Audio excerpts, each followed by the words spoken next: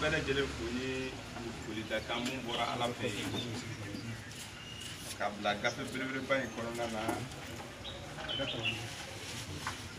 k'an ka to ka ɲɔgɔn fo ni o folikan ye salamun alaikum salamun alaikum salamun alaikum kumakan de don ni a y'a bila Ala yɛrɛ ka gafe kɔnɔna na Ala yɛrɛ y'a bila a ka gafe kɔnɔ ni o bɛ wele ko alikuranul karim alikuran sura jumɛn de Kur'an sura 6 aya 50 ni aya 4 ni yo aya sɔrɔ i bɛ taa kuma ni sɔrɔ yan Ala ko aw kana ɲɔgɔn fo cogoya si la ko a ka kɛ ni kisi foli ye quoi c'est-à-dire a bɛ kisi ŋaniya ni ɲɔgɔn o ka kɛ a ka desedala ye a bɛ to ka ɲɔgɔn fo ni o ye o la an bɛ aw fo ni kisi foli Ala ka kisi a n'a ka nɛɛma a n'a ka baraka ka kɛ ka taa aw kelen-kelenna bɛɛ lajɛlen ma ka bɛn bi jumadonya fɛ n'an ye kalo ta ka bila tile boli nɔfɛ o fɛn fila bɛ boli ɲɔgɔn fɛ o tɛ ɲɔgɔn gosi bɛɛ bɛ a ka sira dɔ de kɔnɔna na sira kɛrɛnkɛrɛn de suratul yasin kuran sura 36 aya 39 a sɛbɛnnen bɛ o tɛ wa ko fila bɛ boli la kalo ani tile o ka boli kɔnɔna na o tɛ ɲɔgɔn gun kɔ n'o ye ɲɔgɔn gun dɔrɔn o bɛ bin an kan yan n'u bin an kan o y'an ka ko bannen pewu Ala y'o de fɔ a ko ale ka adamaden c'est-à-dire a ka diɲɛ yɛrɛ ban quoi a bɛ comme ɲɛ komi ko bɛna i ɲininka Ala ko yala Ala bɛ diɲɛ de ban cogo di quoi suratul namli de don aya 76 de don wa a lajɛ ka ɲɛ a ko ale Allahu ale ka diɲɛ ban ko o bɛna i ɲininka Muhamadu c'est-à-dire Ala bɛ diɲɛ ban cɛ diɲɛ belebeleba nin quoi c'est-à-dire que mɔgɔ minnu bɛ voyage la dɔw bɛ taa Amérique dɔw bɛ taa Faransi 72 suratul naml Kuran sura 27 aya 72 ko Muhamadu Lamine ko bɛna i ɲininka quoi c'est-à-dire ale Ala bɛ diɲɛ nin ban cogo di quoi parce que diɲɛ bɛ ban nin a bɛ mɔgɔw faga yɔrɔnin kelen de o dabali ban bɛ mɔgɔw la o nana Ala kira ɲininka ko kira ka maaw jaabi dɛ ko ale Ala ka diɲɛ ban quoi ko a bɛ comme ɲɛ komi a ko ayi dɛ k'a ka teli ni ɲɛ komi de a bɛ nin faamu a b'a fɔ ko Ayisa dɔrɔn o y'a sɔrɔ an bɛɛ sara ko fɛn bɛɛ sara n ko kumakan de don kumakan de kɛra ka nin kɛ o la an ka siran Ala ɲɛ Ala mun bɛ sankolo kɔnɔna na a bɛ dugumakolo sanfɛ a bɛ fan bɛɛ lajɛlen an ka siran o Ala ɲɛ Ala mun kumana an fɛ k'an k'a to ale t'a la an k'a to Ala t'a la an ka sabali Ala ta in de ye tiɲɛ ye mɔgɔ bɛ mun fɔ o tɛ tiɲɛ ye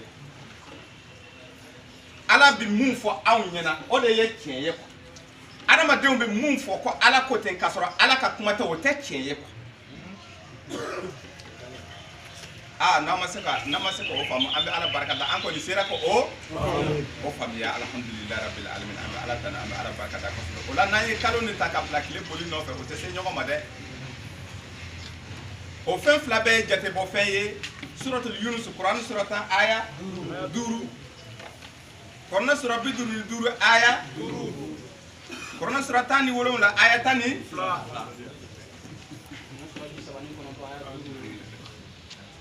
a ko kalo ani tile dabɔra de walasa a ka jate sɔrɔ n'a ye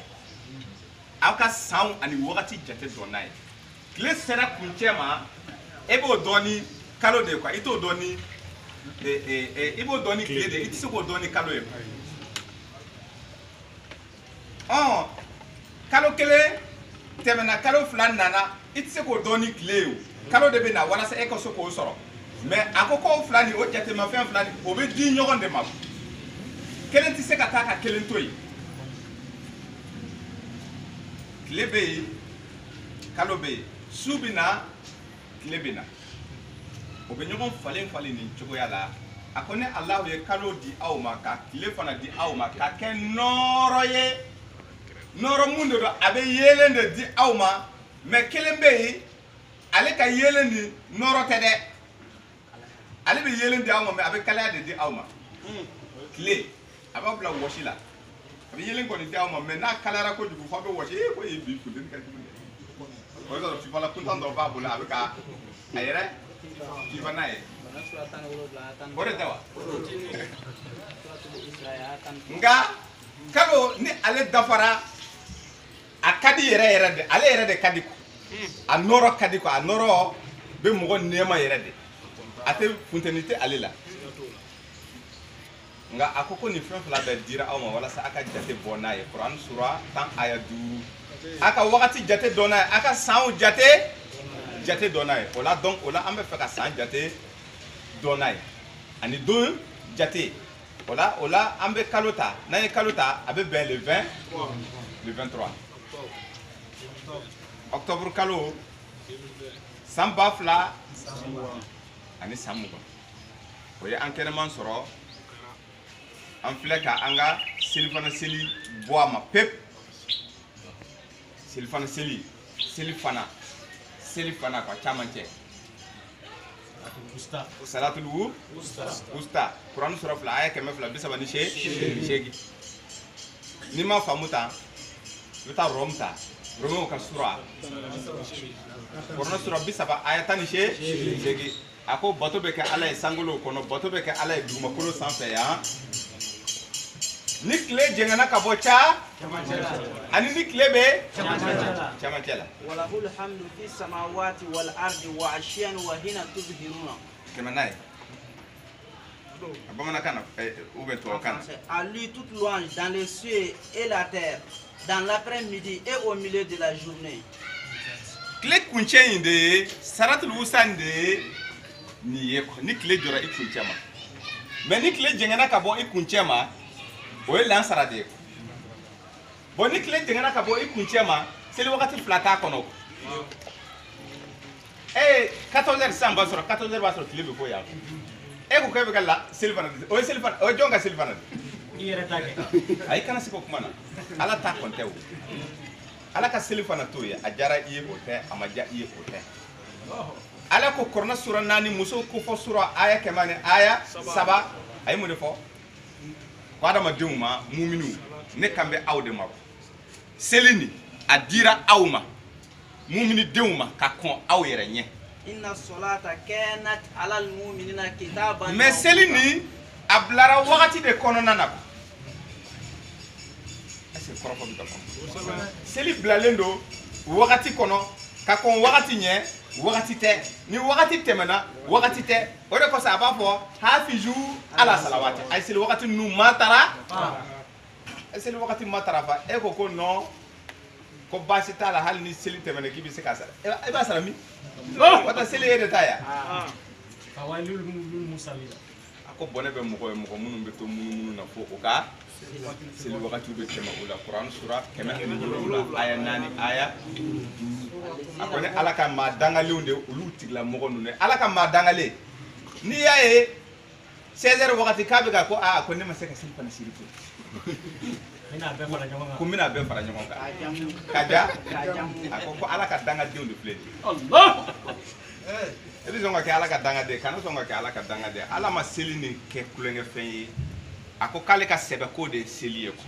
de kosɔn a ye Ala kira ladɔnniya a ko seli tun bɛ yen ka kɔn wa seli tun dira adamadenw ma ka bila wagati de kɔnɔ ka kɔn wagati ɲɛ wagati tɛ ni wagati tɛmɛna wagati tɛ ni tile jɛngɛna ka bɔ kuncɛ ma seli fana banna dɛ karamɔgɔkɛ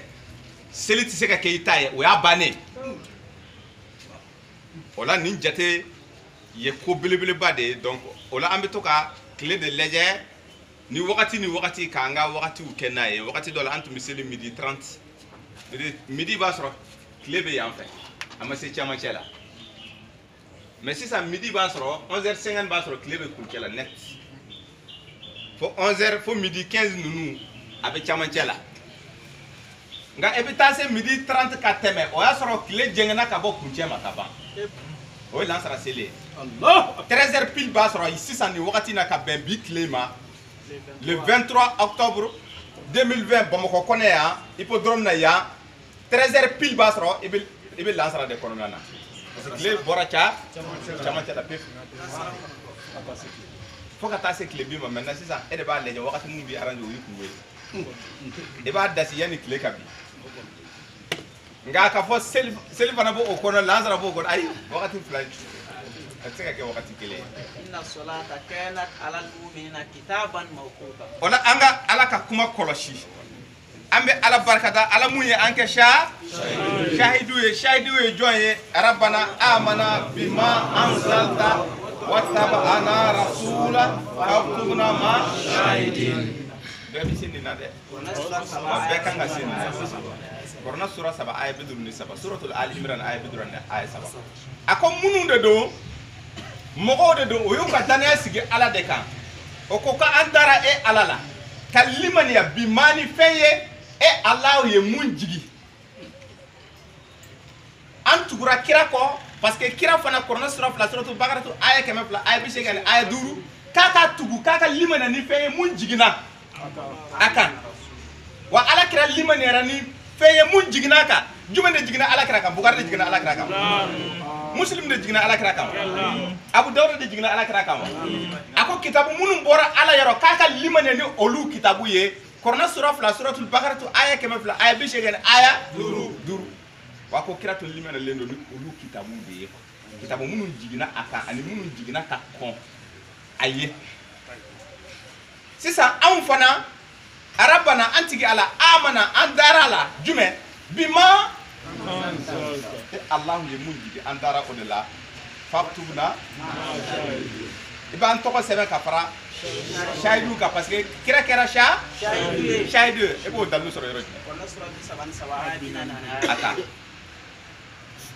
ya ayuhan nabi kon nabi nyima e de kodo inna arsalnaka shahidan e ci kunte do were ko ayi ci mun koso e ka ke shahidu ye wa mubashiran wa naziran e ka kuna funi dumo di mogo ma e ka bagabagali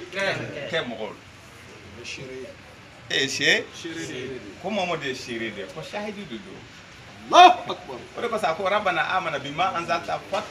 wataba ana rasula antugura kira ko parce que kira ye jume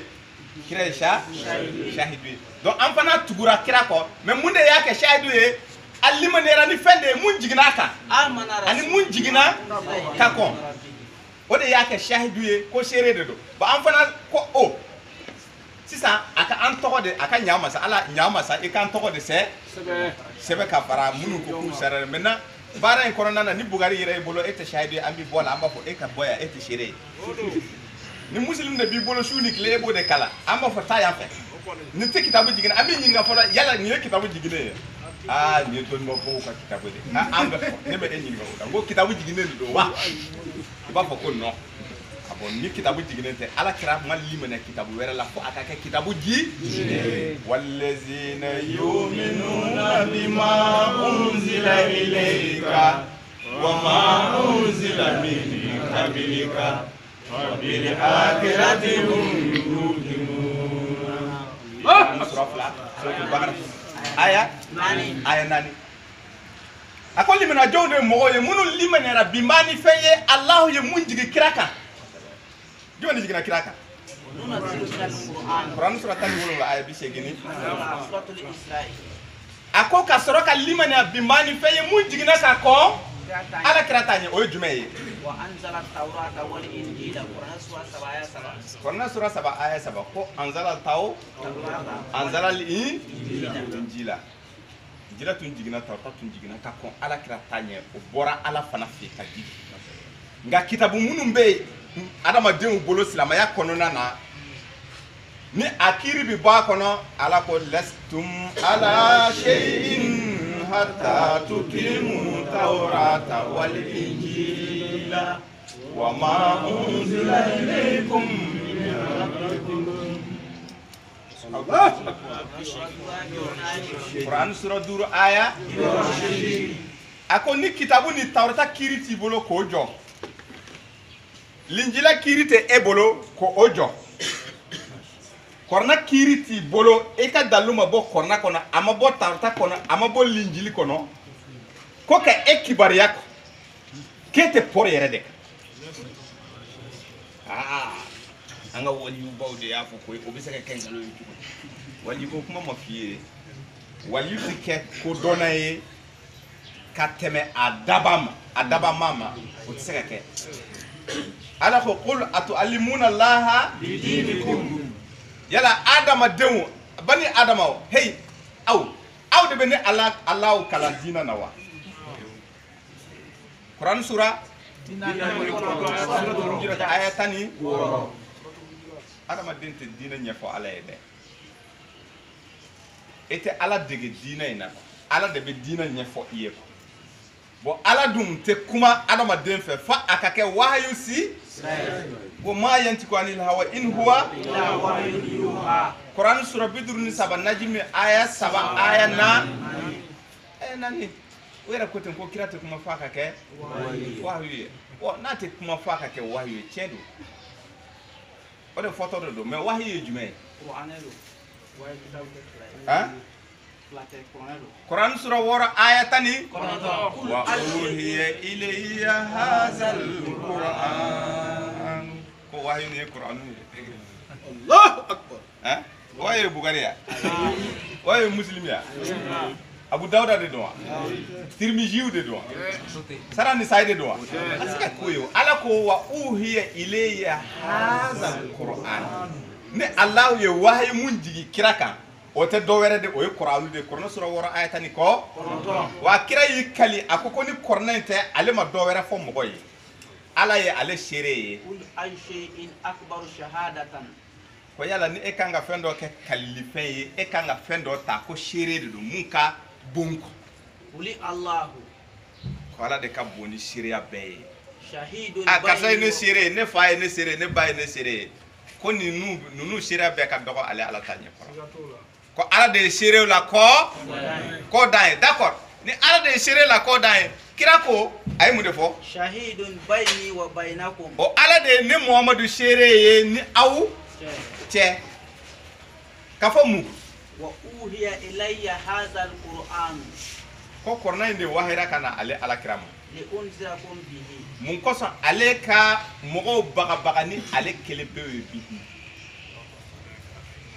ala ye ale shere ye ni korna te ale ma doyara fo mogo ye ala ye ale Muhammadu shere ni korna te ale ma fenwera fo mogo ye mun be ka fo ko Muhammadu ko tendi ata Muhammadu ngalonti ka korna kono nana donc olu tan ka ke tien wa o tsika ke tien o ta tsika ke tien ala kira ko ko ni korna te ale ma doyara fo ko korna kelen pew de wahira kana ale ma mun ko so ale ka li unzirakum bihi moko baga ni ale de ye bon baga li fen were dumbe ebolo mute Qur'anu ye tawrata fanate linjila fanate maka chade amba hakli to Qur'anu na ni kornate ala kira ma do were fo ala ko na tu yengo fo kasro ni wahyu te wayi mun bora jew daba ma yoro fo ale tumbe kira mina akan fasa juruma ka ala kira da ka kantige Allahu akbar na tu yengo fo kasro wahyu te Quran sura ay binani sabaka tabla tanzilun min rabbil alamin koni wayu ni bora jew daba masa de yoro ay ni mede ko kornani abora jew daba ma de fe bugari bora yoro jumi ama bo ala muye dani ke de abora ala wera de fe muye dani ke o koni te mota malika bara rojme abora maliki yera de fe ama bo ala fe bo d'accord akon ni mu fle ni Qur'anul Karim kitabun mubarakun ko wahido do ka bo jew daba ma de yoro walau takawwala alaina ba'da al-akawili ni ala kiratu yengo fo munte niye munte jew daba ma ka wahinu kitabuni ko fe natu yengo fo mogo ye la kazna minhu bil yamin ale tumba kini bolo keka kira mina akan fasa juruma summa lakatana minhu alwatina o ko fe ale be ala kira kantike Allah akbar min ahadin anhu hajizi awla fus mate awla mum be se ko gali abagele karamo ko du u kaliku u chien ko amba aisha kuma mum ko ye ci o je na lié mun la kaliku ye ci o dun te ayaye wahyu te parce que ni wahyu de be selina ye amba aisha ni atani kera tien be selina taye parce que akanga ke wahyu parce que ako utlu ma uhiya minal kitabi wa aqimi Quran sura mugani kono ta aya bina ni du ki ka fen kala mu wahira kabla kitabu kono nana oh ne kitabu ni jonde a wahira ka di joma ala kira ko ka wahira kana ale de ma bon ni ko ala kira de côté akanga ke o wahide yu donc na dun kera o wahide ikanga seli kenai donc bugari kala abi seli nai ah oui olu mankante ka bugari fo ka banka bugari ka kitabu kono kuma kalan ka sujudu binayo etseka la ka daru fo moye ka fo ala kira de côté abi la ka daru kono nana ka banka la ka daru kono kuma kala ikata sujudu binayo etseka o kebliu wa bugari ka kitabu ni ala kira de côté e mankante ka daifu ya kono nana Allah akbar parce que muna daifu e fen jumé fe mun la fuli donc fe mun te tien daifu be bugari kono nana ala ko zalikal kitab la raiba fi hudan lil muttaqin Quran sura ta ayat ako Quran du fleni ko korna kono kuma ma wo ma ni ko isigara la isarad Allahu akbar ko siga na kitabu de teniye de kabe mawde kanda me jon bo ala kira kitabu mun dirama ko siga na tala bo adun yera ko ala kira ka kuma do beyi mais ayaw fartala de ngalum ba kono nan donc o koro kira mo ni abi tien fo abi ngalum tige abuda atanda kira Muhammadu aka fartala sabula o ka fola abi tien fo abi ngalum tige Allahu akbar parce que aka kuma do be amankene donc siga be o kitabula ni daifu yera la bugari kono walma muslim kono bo adun ko ka hadisa kitabu nu be daifu bal daifu ba bela bo ala ko nema toy ala kiraka kitabu do mine siga ne be kitabu mun kono nye kitabu de dama siga fo ite kitabu mun na ni ya dale ni yoro mun kala be ken kayo kitabu de ala kirama kitabu wera dum be aw bolo u bolo karamo ken nu ani o kan no foto jamon woy billahi tallahi amba aisha ira de afo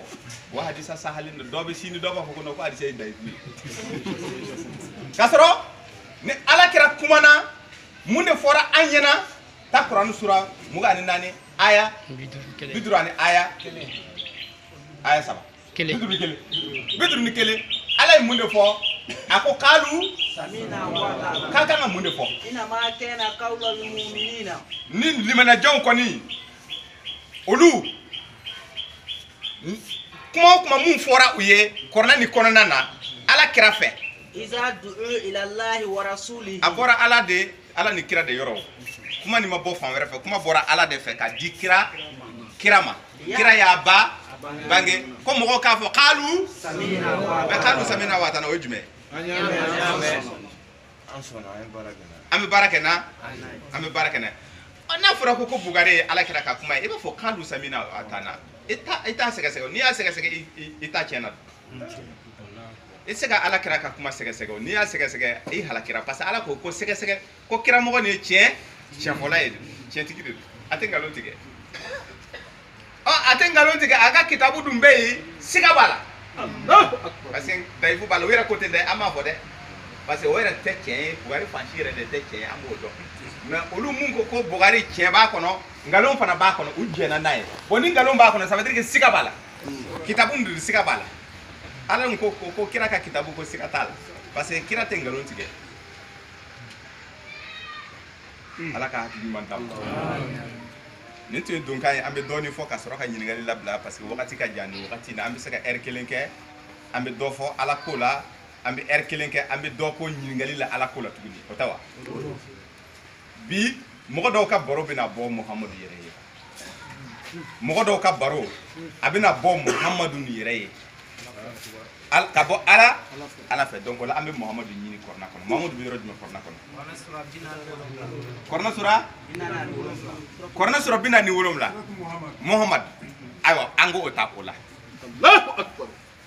nayota ango aya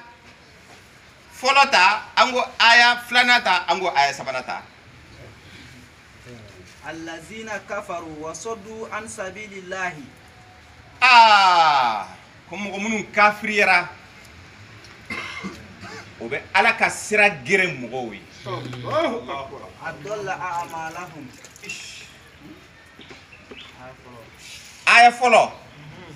a ko mɔgɔ minnu bɛ yen ni o ma sɔn limaniya ma limaniya nin ye jumɛn ye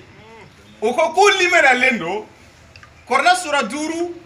aya 41 Maïda ko Mohamad Lamine dusuma kana kasi mɔgɔw kɔrɔ mɔgɔ minnu ko o limaniyara ni dabara ye ni nɛ ye mais o dusukun ma sɔn limaniya in ma mɔgɔ dɔw de bɛ alakira kiraw bɛɛ nɔfɛ o ko k'u sɔnna quoi c'est-à-dire u limaniyara kiraw bɛ mun fɔ k'u sɔnna quoi a lamɛn dɛ Mali seleke 4 bɛɛ silamɛw bɛ taa 100 sarida o 100 sarida 98 o côté maintenant an o ka jan Mali million mugani 100 o 100 99 an ko ta 99 ye silamɛw ye ni ko ko ye silamɛ ye ko i kan ka mun de fɔ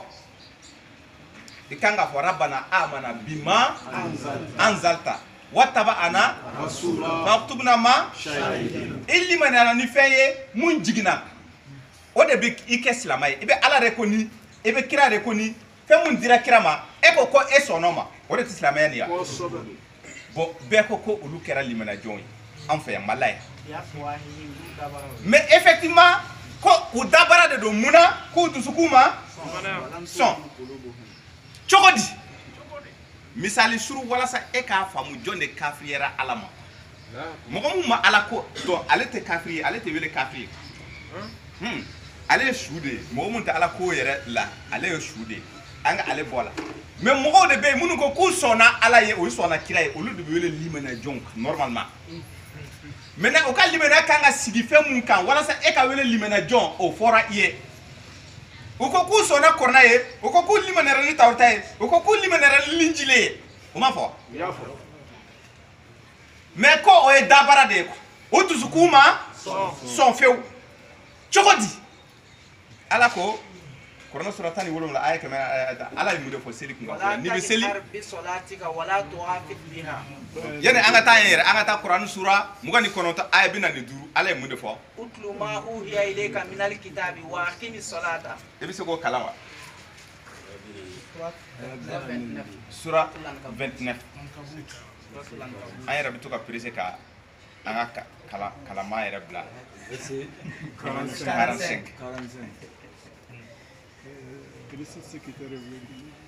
d'accord, récite ce qui t'est révélé du livre et accomplis la salade. En vérité, la salade préserve de la turpitude. Ako ko Muhammadu ma ko ay fen kalan fen mun wahira ka bila kitabu kono o fen jumɛn de wahira ka bila kitabu jumɛn kono wa uhiya ilayya hazal o fɔra iye Kuranɛ sura wɔɔrɔ aya 19 maintenant k'i k'o de kalan i ka seli jɔna ye maintenant o kalan nin ala ye mun de fɔ Kuranɛ sura 17 aya 100 aya 10 wala tajhar bi salatika o seli kɔnɔna na kalan ni k'i kana pɛrɛn n'a ye wala tuhafit biha kana gundo fana wabtagi bayna zalika sabila a kɛ ni hakɛ ye o fila ni pɛrɛnbaliya ani gundobaliya i tɛ ka pɛrɛn kojugu i t'a la k'a gundo fana i k'a kɛ ni hakɛ ye i ka kalan in bɛɛ kɛ o kɛcogo la nin tɛ aya ye wa o tɛ Kuranɛ aya ye yala o ye Kuranɛ ye olu ko k'u limaniyara ni Kuranɛ ye o ma fɔ wa bɛɛ ko ko Kuranɛ ka bon silamɛ ko hali n'i y'a kɛ ten ko wayi dɛ ko man ka tɛ ka téléphone bila Kuranɛ kan ko Kuranɛ ka bon o kɔrɔ k'a bɛ maa danga o kɔrɔ a bɛ fɛ k'a f'i ye ko ko limaniyara fɛn ba de don fɛn belebeleba de don o mɔgɔ kelen a y'a fɔ da de la sisan ko an bɛ Kuranɛ dayɛlɛ Kuranɛ sura 17 aya 100 ni aya 10 ala ko k'i kana seli gunda an tɛ sɔn o ma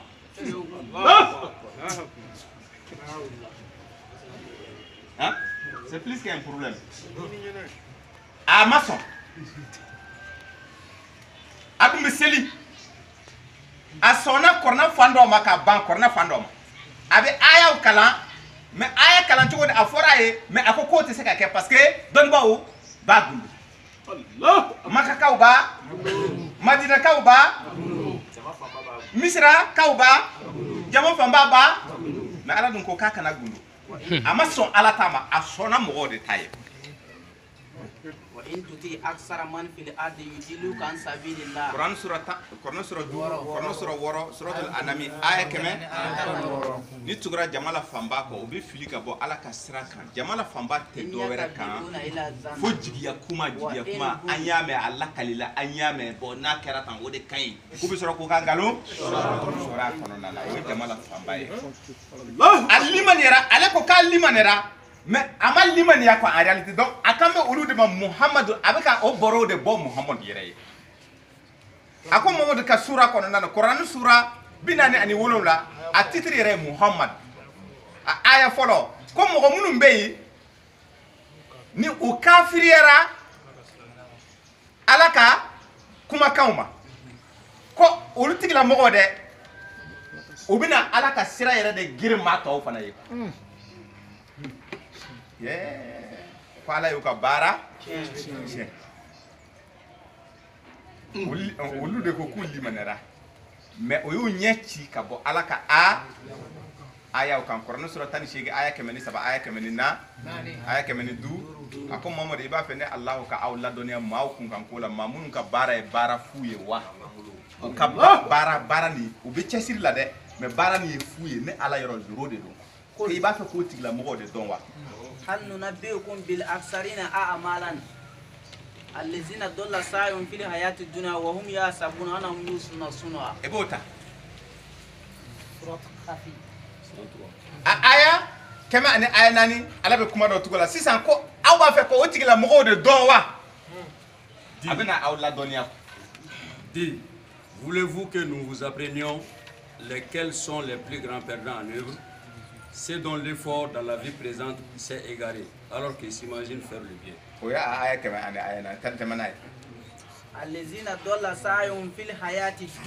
de ye mɔgɔw ye o ka baara kɛlen bɛɛ a bɛ k'a kɛ fili kɔnɔ mais n'i y'u yɛrɛ ɲininka olu bolo alhamdulilahi rabbil alamin hali sisan an bɔra misiri la boy ni baraji haba ma ni baraji ala ka an ka jumaw caya o y'a sɔrɔ a bɛ duloki ba kunta dɔw kɔnɔ a n'a ka jɔlɔ a bɛ tagama la ale effectivement a ye cɛsiri kɛ a b'a dan fana na a bolo fana a ka ɲi baara ni ka ɲi mais ala ko baara ni tiɲɛnen don mun de kosɔn baara ni tiɲɛnen don a y'a kɛ ban a ye dɔrɔn a bɛ sin ka o baara ci siɲɛ kelen. Ceux-là qui ont nié les signes de leur Seigneur. Olu de mɔgɔ ye o y'u ɲɛ. Ainsi que ça raconte. O ye ɲɛ ci ka bɔ ala ka ayaw kan o tɛ ka baara kɛ ni ala ka aya ala ko ni seli ni tile jɔra i kuncɛ ma k'i ka seli dɔ jɔ ale ala ye ale ko non k'ale y'a mɛn ko ni seli ni tile bɛ kuncɛ ma ko wagati o de ye jahanama ɲɛnakili wagati ye ko o wagati ko de shetani bɛna i ɲɛ kalakala mɔgɔw kan ko ala kira ko mɔgɔw k'a to yen dɔɔni tile ka jɛngɛ kɔ ni ye zukuru fal kawuli kuru dɛ a ye kuma masirilen de fɔ nin ye tan jigiya kumaw de don effectivement a tɛ sɔn ka seli tile kuncɛ abada fo tile ka jɛngɛ a bɛ sɔrɔ k'a ka seli kɛ ala dun ko k'a ka seli kɛ ni tile jɔra kuncɛ ma sisan a y'a ɲɛ ci ala ta in kan a y'a yɛrɛ ta kɛ ni ala tɔgɔ ye a ko k'u tigilamɔgɔ ka baara ye baara fu ye a aya 100 ani aya 5 ko jɔ kɛnɛ don ko ne tɛ balansi jɔ u ye ulaika allazina kafaru bi balansi t'u ye wa liqa'ihi a bɛɛ jahanama den a'maluhum fala nuqima lahum yawmal qiyamati wazna mais jɔn de ye nin se mɔgɔ ninnu ma ko mɔgɔ dɔw de bɛ yen minnu ko k'u limaniyara mais u ma limaniya kafiriw de don o bɛ sɔrɔ ka ala ka sira gere mɔgɔw ye quoi a aya fila Muhammadu a aya fila de aya fila de kabako de dɛ an tun ye dɔ nin kalan wa Muhammadu aya fɔlɔ o kalan. Ceux qui ont mépris et obstrué le chemin d'Allah, il a rendu leur œuvre vaine. Ko baara tiɲɛnen don ale ala yɔrɔ. Verset 2. Et ceux qui ont cru et accompli de bonnes œuvres et ont cru en ce qui a été descendu sur Mohammed. Et c'est la vérité venant de leur Seigneur. Il leur efface leurs méfaits. Ko filɛ nin ye dɛ a aya fila ala ye mun de fɔ. wallazina amanu ko munun limaniyara wa amilu salihati ka baara ɲuman kɛ wa amanu bima nuzila ala muhammadin ka limaniya bi ma ni fɛn ye mun jiginna muhammadin yɛrɛ kan a ye nin mɛn dɛ ustaz kana perese aya ma dɛ ni peresera aya ma an b'a ja ban pewu a ko limaniya jɔnw de ye mɔgɔw ye en réalité minnu sɔnna kitabu de la minnu limaniyara kitabu de la mun jiginna ala kira kan o bɛ sɔrɔ ka baara ɲuman kɛ tɛmɛ n'a ye wa huwa alhaqqu min rabbihim bon mun bɔra mun jiginna ka di ala kira ma dun o dun ye tiɲɛ ye ka bɔ kɔrɔna tɛ tiɲɛ ye wa tawrata tɛ tiɲɛ ye wa linjili tɛ tiɲɛ ye wa bugari ye tiɲɛ ye wa a bɔra ala yɔrɔ wa muslim o kitabu ma jigin ala kira kan ko limaniya jɔnw de ye mɔgɔw ye olu de ye mɔgɔ ye minnu limaniyara bi maa ni fɛn ye mun jiginna ala kira kan wa fɛn jumɛn de jiginna ala kira kan ka bɔ a tigi ala yɔrɔ ko tiɲɛ de jiginna a kan o tiɲɛ de tɔgɔ ye kurani sura 69 kurana ye tiɲɛ ye ko kuranu ye tiɲɛ de ye ka bɔ an ma yɔrɔ ka jigi muhammadin kan kuma ma fɔ a taara tɔ ko kitabu mun jiginna muhammadu kan ko limaniyalen don ni o kitabu de ye mais mɔgɔ bɛ yen mun bɛ se k'a fɔ aw ye ko mɔta maliki jiginna muhammadu kan ayi o yɛrɛ b'a fɔ ko tiɲɛ non o pourtant u bɛ tiɲɛ fɔ koyi mɔgɔ ninnu bɛ tiɲɛ fɔ koyi tuma dɔ la i tɛ u ka tiɲɛ faamu o ko ninnu si ma surunya ka ala kira yɛrɛ ye donc o b'a yira k'a fɔ o ye buga kitabu mun lalaga kɔni o kitabu kɔni ko tɛ bilen o kitabu fila dun ma jigin ala kira kan ko kelen kitabu mun jigira tiɲɛ kelen mun bɔra ala fɛ k'a di muhammadu ma ko mɔgɔ minnu limaniyalen don ka baara ɲuman kɛ o tigilamɔgɔ ala ye mun de fɔ wa amanu bima nuzila ala muhammadin tɛmɛ n'a ye aya saba wa huwa alhaqqu min rabbihim aya fila de don aya filanan de la aya filanan da a ko k'o tigilamɔgɔ ninnu k'ale b'u ka baara ɲɛ kefara anhum sayi'atin wa asla balahum a bɛ u ka lahalaya yɛlɛma k'a ɲɛ hein Il en est ainsi. Aïe, ayat flani à laban. Paragraphe laban. Il leur efface leurs méfaits et améliore leurs conditions. O tigila mɔgɔ ninnu aw m'a fɔ ko Kurani wa an m'a fɔ ko Kurani wa an m'a fɔ Tawrata wa ni linjila tɛ a kɔnɔ kuma ti kitabu wɛrɛ tɛ se ka i tɛ se ka kitabu wɛrɛ fɔ an ye bon ko anw mun filɛ nin ye dɛ an minnu ko Kurani Ala ko a bɛ yafa a bɛ jɛn an ma a bɛ yafa an ka jurumu ma ka tila ka an ka lahalaya ɲɛ k'a di an ma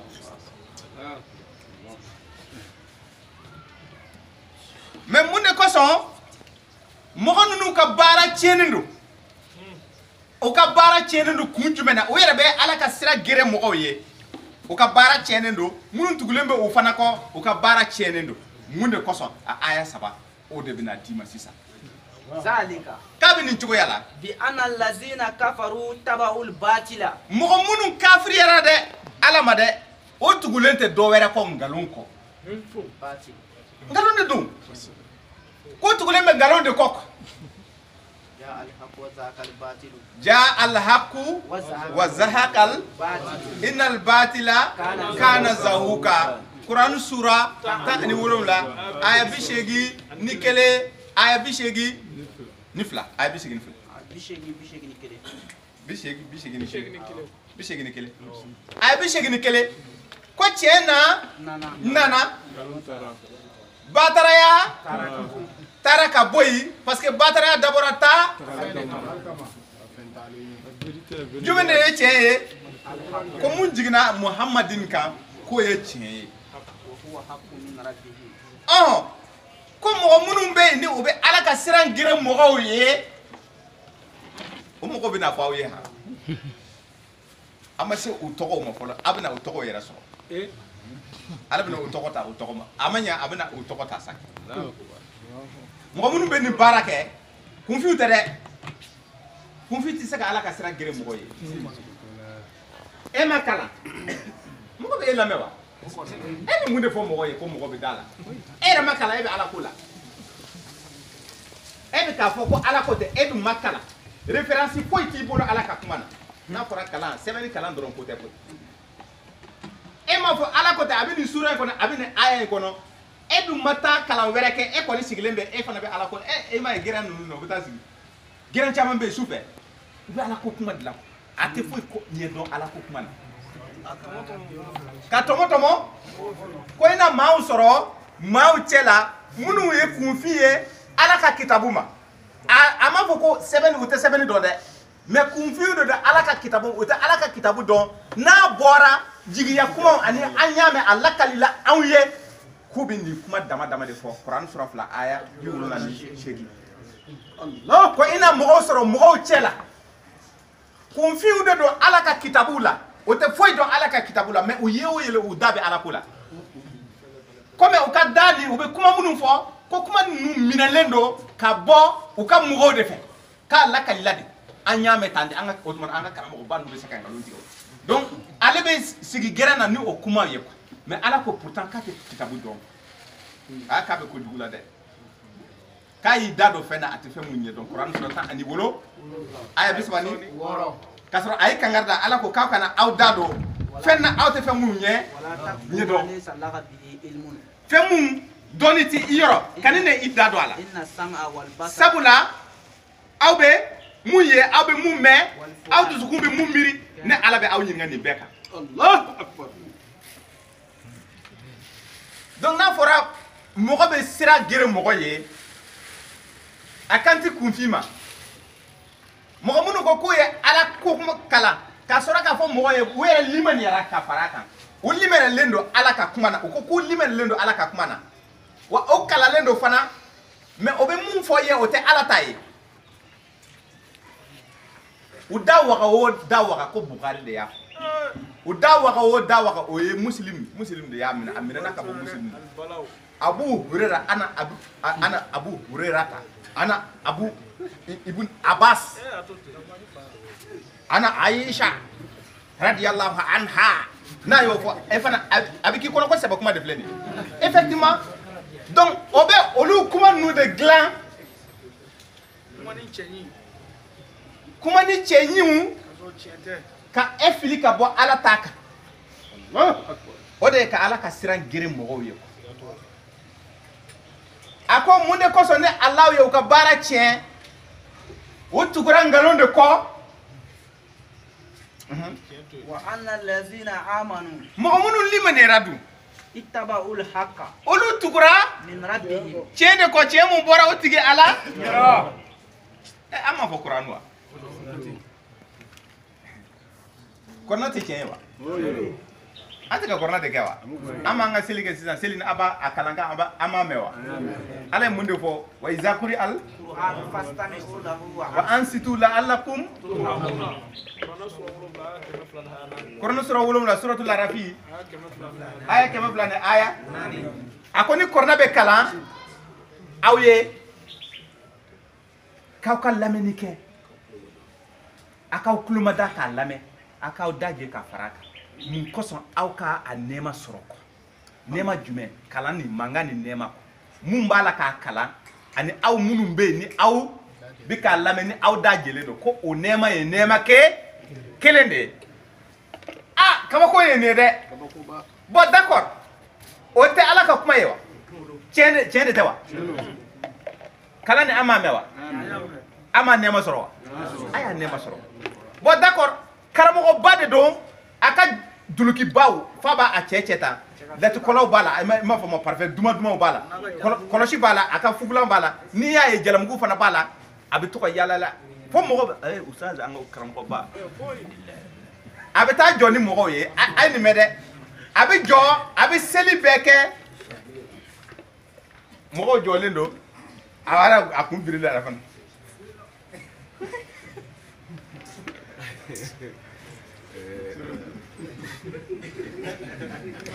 Allahu Akbar. Aye mun de fo, aye mun de me. Bon, j'étais là. Kadro ala ko korna kala ni meni e ka me ikulo la nema de do ala ma fo ka beta aw nyin nga fen aw be mu mewa.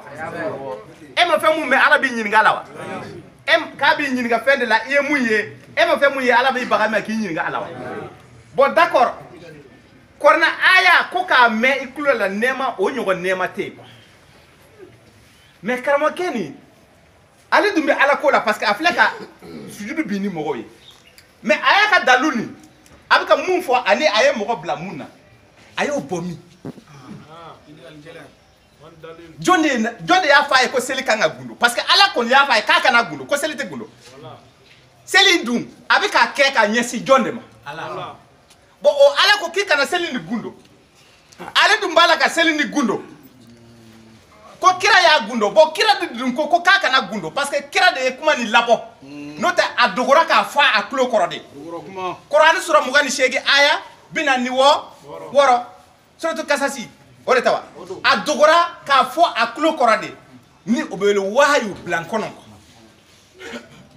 ni kele ala ko kaka bange mogo ye Qur'an sura tani woro aya bina ni nani donc mun fora ye kaka na seli gundo ne ayo de fo ko wala tajahar ko ala ko nga fo awye aka na seli gundo ode ka bange suratul takwir Qur'an sura bisegi anikele aya mugani na ko ala kirama fosi dogo aya be bange ka fo awye ma huwa ala gaibe bi doni bon d'accord ala kira ya fo ko akana bange eklara ka fo ko ala kira tubiseli bange dogo ka seli atum seli fana gundo est-ce que ni te nyamugo dia kuma ya nyamako galunko ni jurumu toko de donc ebe seka afoko ala kira seli gundo chugode parce que kira de ko seli kana gundo mais afora ale de ka afo anye aya fo anye mais abikla ka afo anye ka dovere ke wa ota donc ala kira folo de be ke mogo mum be ala ka aya soso wa mais be ko de fo yewu bo kara mogo nu imaye ko oye mogo ka oye sira gire mogo ye ala ka sira oya gire ko parce que mogo ye danaya sigi ulu de ka ko ulu de ala ko kala ko ulu de ala ko nyedon ambe eko ami na folo boka dima e ka ala ko fo anye mais abi fe mun fo mogo ye aussi te ala ko ye parce que muna aya fo de ka limanera ni dabara ye aduskuma delika limanera suratul maida binan kile comme nous limanera ko tugura tiende ko tien mun bora otige ala ambe ninde ke korona kono kuma ni kama ko korona ko tendro amba fo qalu samina anyame amba walia tientawa mais o de tewa ni bi korona dondra anya fa ko korona de côté ni ko selibe gundo basi fo sitala ayirana korona kono ko selibe gundo ama fo qalu samina watana ambe seli gundo ebe nani a mais adunte parce que ako kawte tasi qur'anu na fala yatadabbaruna alqur'ana kawte tasi qur'anu na wala kana min indi ghairi la lawajadu fihi iktilafan nin tumbora masa wera yoro mumma ke ale ala kelempewye ko fonko nyogoya tumbe qur'an kono nana chama yere suratul nisa ya ko fonko nyogoya te qur'anu kono nana qur'an sura nani aya bi shegini fla ala ka fo ka kana seli gundo aka klaka ye korna kelen kono kaka sili gundo o tiseka ke waya ni jen wuli che karamo tey dugukolo koka wala ta jahar bi solati ka itseka wuli itara inana itseka ni wuli selite gundo koy décret immiable un décret immiable Quran sura tani wodon la aya bidu mishegi c'est le décret immiable ni wuli ci gote ni ona mogo munum beyi ni obo barake arabina olu nyefo iyeba parce que nana ke ala ye u dama ebe to o yoro kelena Muhammadu anga jigi fo a aya bisa bani fla anga kono kuma leje itu ni doni kala wa akala il en est ainsi hal nan nyina iba kala boy kana so anga teme iba fo ko ayin kono okay manta kala il en est ainsi kabir o chuko yala parce que ceux qui ont mécru ont suivi le faux et ceux qui ont cru ont suivi la vérité émanant de leur Seigneur C'est ainsi qu'Allah propose leur exemple aux gens. Surat Muhammad, verset 1 à 3. Nin jamakulu fila abe o misali di ama nin cogoya la i b'a a verset 32 ta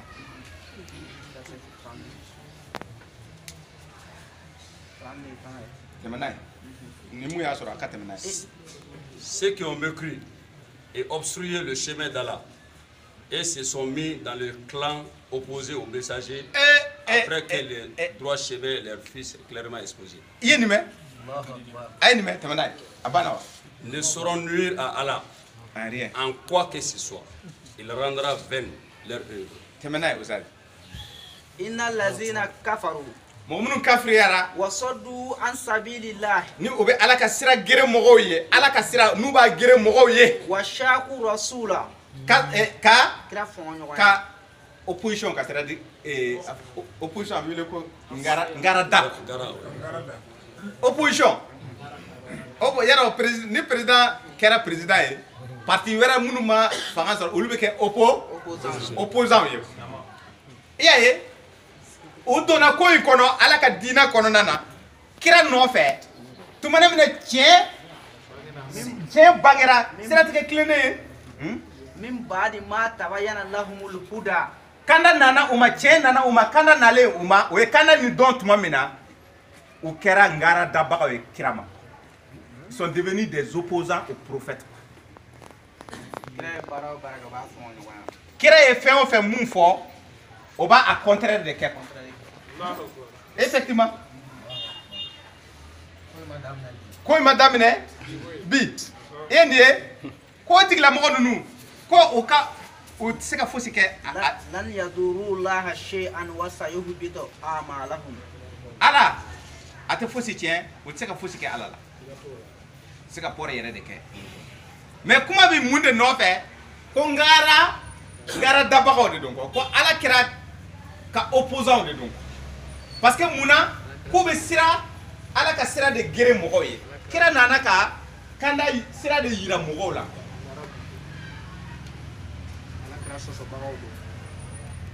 ko ala kira sɔsɔbagaw de don ala kira sɔsɔbagaw de don a b'aw hakili to moto ninnu na moto ninnu bɛ sira kan kosɛbɛ a fɔra ni minnu nana dɔrɔn i m'a ye place bɛ yan a bɛ na ni moto a b'a don zonw bɛ yen et puis a bɛ sira fana geren cɛ tɛ n'a ye ala ja a b'aw hakili to a la kosɛbɛ kosɛbɛ ni minnu kun fɔlɔ minnu nana fo yan ka fa o la ni yan fara o la a bɛ se ka moto gɛrɛ a b'a nin tun ye kunnafoni fitinin ye k'a latɛmɛ o tɛ nin tun entre parenthèses ye kuma mun bɛ yen a ye nin mɛn dɛ ko ala kira ka opposant de don ala kira nana ni kanda ye ko kanda tiɲɛ nana ka bɔ ala yɔrɔ ka di muhamadu ma zalikal kitabu la raiba fi hudan kanda de don kitabu ni maintenant olu tuma min na o y'o tiɲɛ dɔn o kanda dɔn y'a ye ala y'o de fɔ tuma min na o y'o kanda dɔn ça veut dire k'o y'a kalan a bangelen kɔ u ye quoi o ye mun de kɛ o ye ngara da o kanda la o de ka sira geren mais o b'a kɛ cogo di ta kuranɛ sura 6 ta aya 100 ani aya 12 kuranɛ sura 6 aya 100 ani aya 12 wa kazalika k'a bɛ o cogoya la ja'alna li kulli nabiyyin nabi ɲuman bɛɛ nabi ɲuman kelen o kelen aduwan shayatin al insi wal jinni a y'a ka ngara dabaga sɔrɔ nabi ɲuman kelen o kelen ye jugu wulila a contre la k'a bɔ a yɛrɛ ka mɔgɔw la ka ɲɛsin o kira mɔgɔ ma mais o jugu ni tɛ dɔwɛrɛ dɛ shetani de don mais shetani de ye jumɛn ye shayatin al insi adamadenw de don wal jinni ani jinɛw yuhi ba'duhum ila ba'din wahayu ma na ala kira ma wa k'u fana bɛ don o ko in kɔnɔ ka wahayu wɛrɛ dilan u dama ni ɲɔgɔn cɛ yuhi ba'duhum ila ba'din zukhrufal qawli gurura zukhrufal qawli gurura c'est-à-dire que o bɛ kuma masiriw kuma cɛɲumanw dilan k'a kɛ wahayu ye u dama ni ɲɔgɔn cɛ karisa de y'a minɛ abu hurera de y'a minɛ abu hanas la abu hanas de y'a minɛ abu maliki la abu maliki de y'a minɛ abu kasasi la abu o de don tɔgɔ yɛrɛ t'a la bilen c'est-à-dire i b'a bɛɛ nɔni ka taa donc o la ko bugari de y'a minɛ o tigilamɔgɔ la muslim fana bɛ bɔ ni kuma wɛrɛ ye ko ale y'a mɛn dɔ la o y'a mɛn minɛ dɔ la o fana de y'a minɛ dɔ la o fana de y'a minɛ o fa de ye alakira ye ko k'a minɛ alakira la o bɛ kuma di ɲɔgɔn ma c'est une chaîne quoi yuhi ba'duhum ila ba'din zukhrufal qawli ghurura mais adamaden seytaane de don Allahu akbar o bɛ ala ka donc o la kira ye mun di o bɛ na ni o ta ye k'a di mɔgɔw ma ka kira ta ni dogo o de kosɔn a ko yala cogoya jumɛn de la aw bɛ ala ka kuma dogo mɔgɔw la pourquoi aw bɛ ala ka kuma dogo mɔgɔw la Kuran sura 3 aya 71 mun de kosɔn aw bɛ ala ka tiɲɛ ni dogo adamadenw la donc o bɛ nin de dogo o de kosɔn kira yɛrɛ ko wa qala rasul kira yɛrɛ de ko ten ya rabbi n tigi ala inna qawmi itakazu ko ye Kuranu kɛ bolo Kuran sura 25 aya 30 a ye nin mɛn dɛ ko mɔgɔw de don mais seytaaniw de don ani u ka jinɛw jinɛ seytaani olu de jɛma mɔgɔw ye o bɛ diinɛ kɔnɔ u tɛ diinɛ kɔfɛ dɛ o bɛ to ko kɔnɔ o de kosɔn ala ko al arabu wa nifakan o ye jumɛn nafiki de ye mɔgɔ ye munafiki a bɛ ko kɔnɔna na komi Kuranu ka go u ye ala ya'lamu hududa ma anzalallahu ala rasuli ala ya'lamu hududa ma anzalallahu ala rasuli ko fɛn mun jiginna ala kira kan ko arabu ɲɔgɔn siya tɛ siya mun b'o kɔn Kuran sura 9 aya 97 o de kosɔn ko kafiru de don munafiku de don mais o ma ala kira to yen dɛ ko ala kira ma ko kiraw bɛɛ ye jugu sɔrɔ mais o jugu ninnu ye seytaane de ye mais seytaane tɛ yiri ye koyi seytaane tɛ kogo ye koyi seytaane tɛ fali ye koyi ɲɔgɔmɛ tɛ koyi ko seytaane de ye adamadenw yɛrɛ de ye ani jinɛw ko bɛ waayu de dilan yuhi ba'duhum ila ba'din olu fana bɛ zukur waayu dira ala kira ma ka bɔ ala yɔrɔ olu dama fana bɛ waayu bila n kɔnɔ ala kira y'a mɛn nin kuma in ka kɛnɛ dɛ ne yɛrɛ fa de y'a fɔ n ye lahi a y'a minɛ ala kira ɲini mɛn o la a b'a sɛbɛn a sɛbɛtɔla yɛrɛ tuma dɔ la a bɛ fili a bɛ tila k'a jɔsi a b'a sɛbɛn donc a fana bi yala a bɛ taa fan wɛrɛ fɛ ko ne ye nin minɛ kasa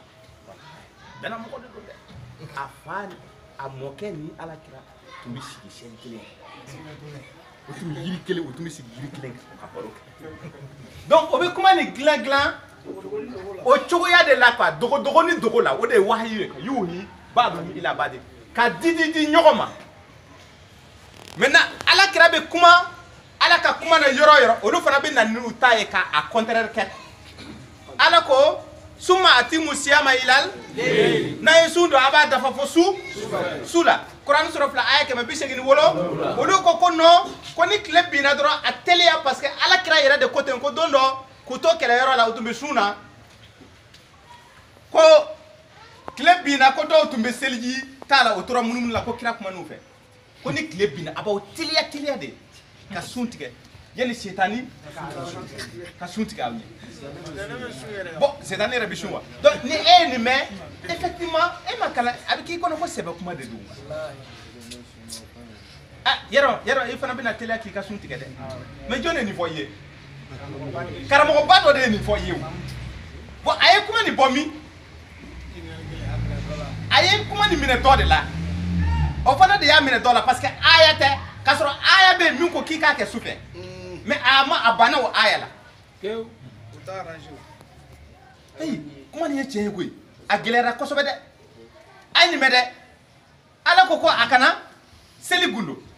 mais a dun bɛ seli gundo a y'a fɔ cogo di ko dɔ de y'a minɛ dɔ la o dɔ de y'a minɛ dɔ la ko a yera ala kira tun b'a kɛ e y'a ye wa a m'a ye a fa o m'a ye o fa o m'a ye d'accord bon a yera ko ala kira tun bɛ seli gundo e kɔni m'a ye mais e y'a mɛn yɔrɔ dɔ de la walima e y'a kalan yɔrɔ dɔ de la e y'a kalan kitabu dɔ de kɔnɔ o e m'a kalan lagadari de kɔnɔ wa bon ni e y'a kalan lagadari de kɔnɔ o lagadari kɔnɔ kuma bɛ se ka kɛ tiɲɛ ye mais kɔrɔna ta in tɛ tiɲɛ ye cogo di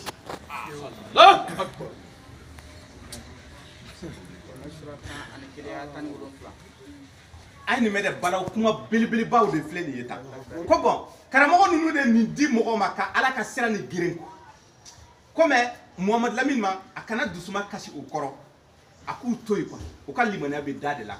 u ma sɔn o dusukun ma sɔn mais a bɛ nin cogoya fana de la kiraw bɛɛ opposant ngara dabagaw sɔrɔ ko in kɔnɔna na o fana bɛ ko in kɔnɔ olu de o de bɛ wele munafigiw de don donc ala kira ka sɔrɔ kuma belebeleba de fɔra ala kira ɲɛna ko a ko kuma di bɛɛ k'a mɛn bɛɛ ta o an to yen dɔ in kalan. Ainsi, à chaque prophète, avons-nous assigné un ennemi, des diables d'entre les hommes et les djinns, qui s'inspirent trompeusement les uns aux autres des paroles enjolivées. Si ton Seigneur avait voulu, il n'aurait pas fait. Laisse-les donc avec ce qu'il aime. Surah 6, verset 112. Eh, comment toi tu es a ko n'a tun ye ko Mamadu kana o kɛlɛ dɛ. Walaw shaa rabbuka ma fa'aluhu fazarhum wa ma yaftarun. Ko Mamadu kana na o kɛlɛ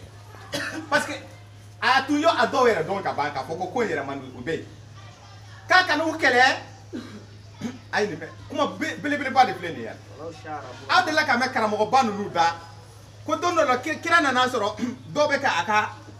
hadisa sɛbɛn k'a ko k'a bɛ ka mun de sɛbɛn de ko a tigi ko ko a ko an b'a la k'i ka kuma de sɛbɛn ko kuma di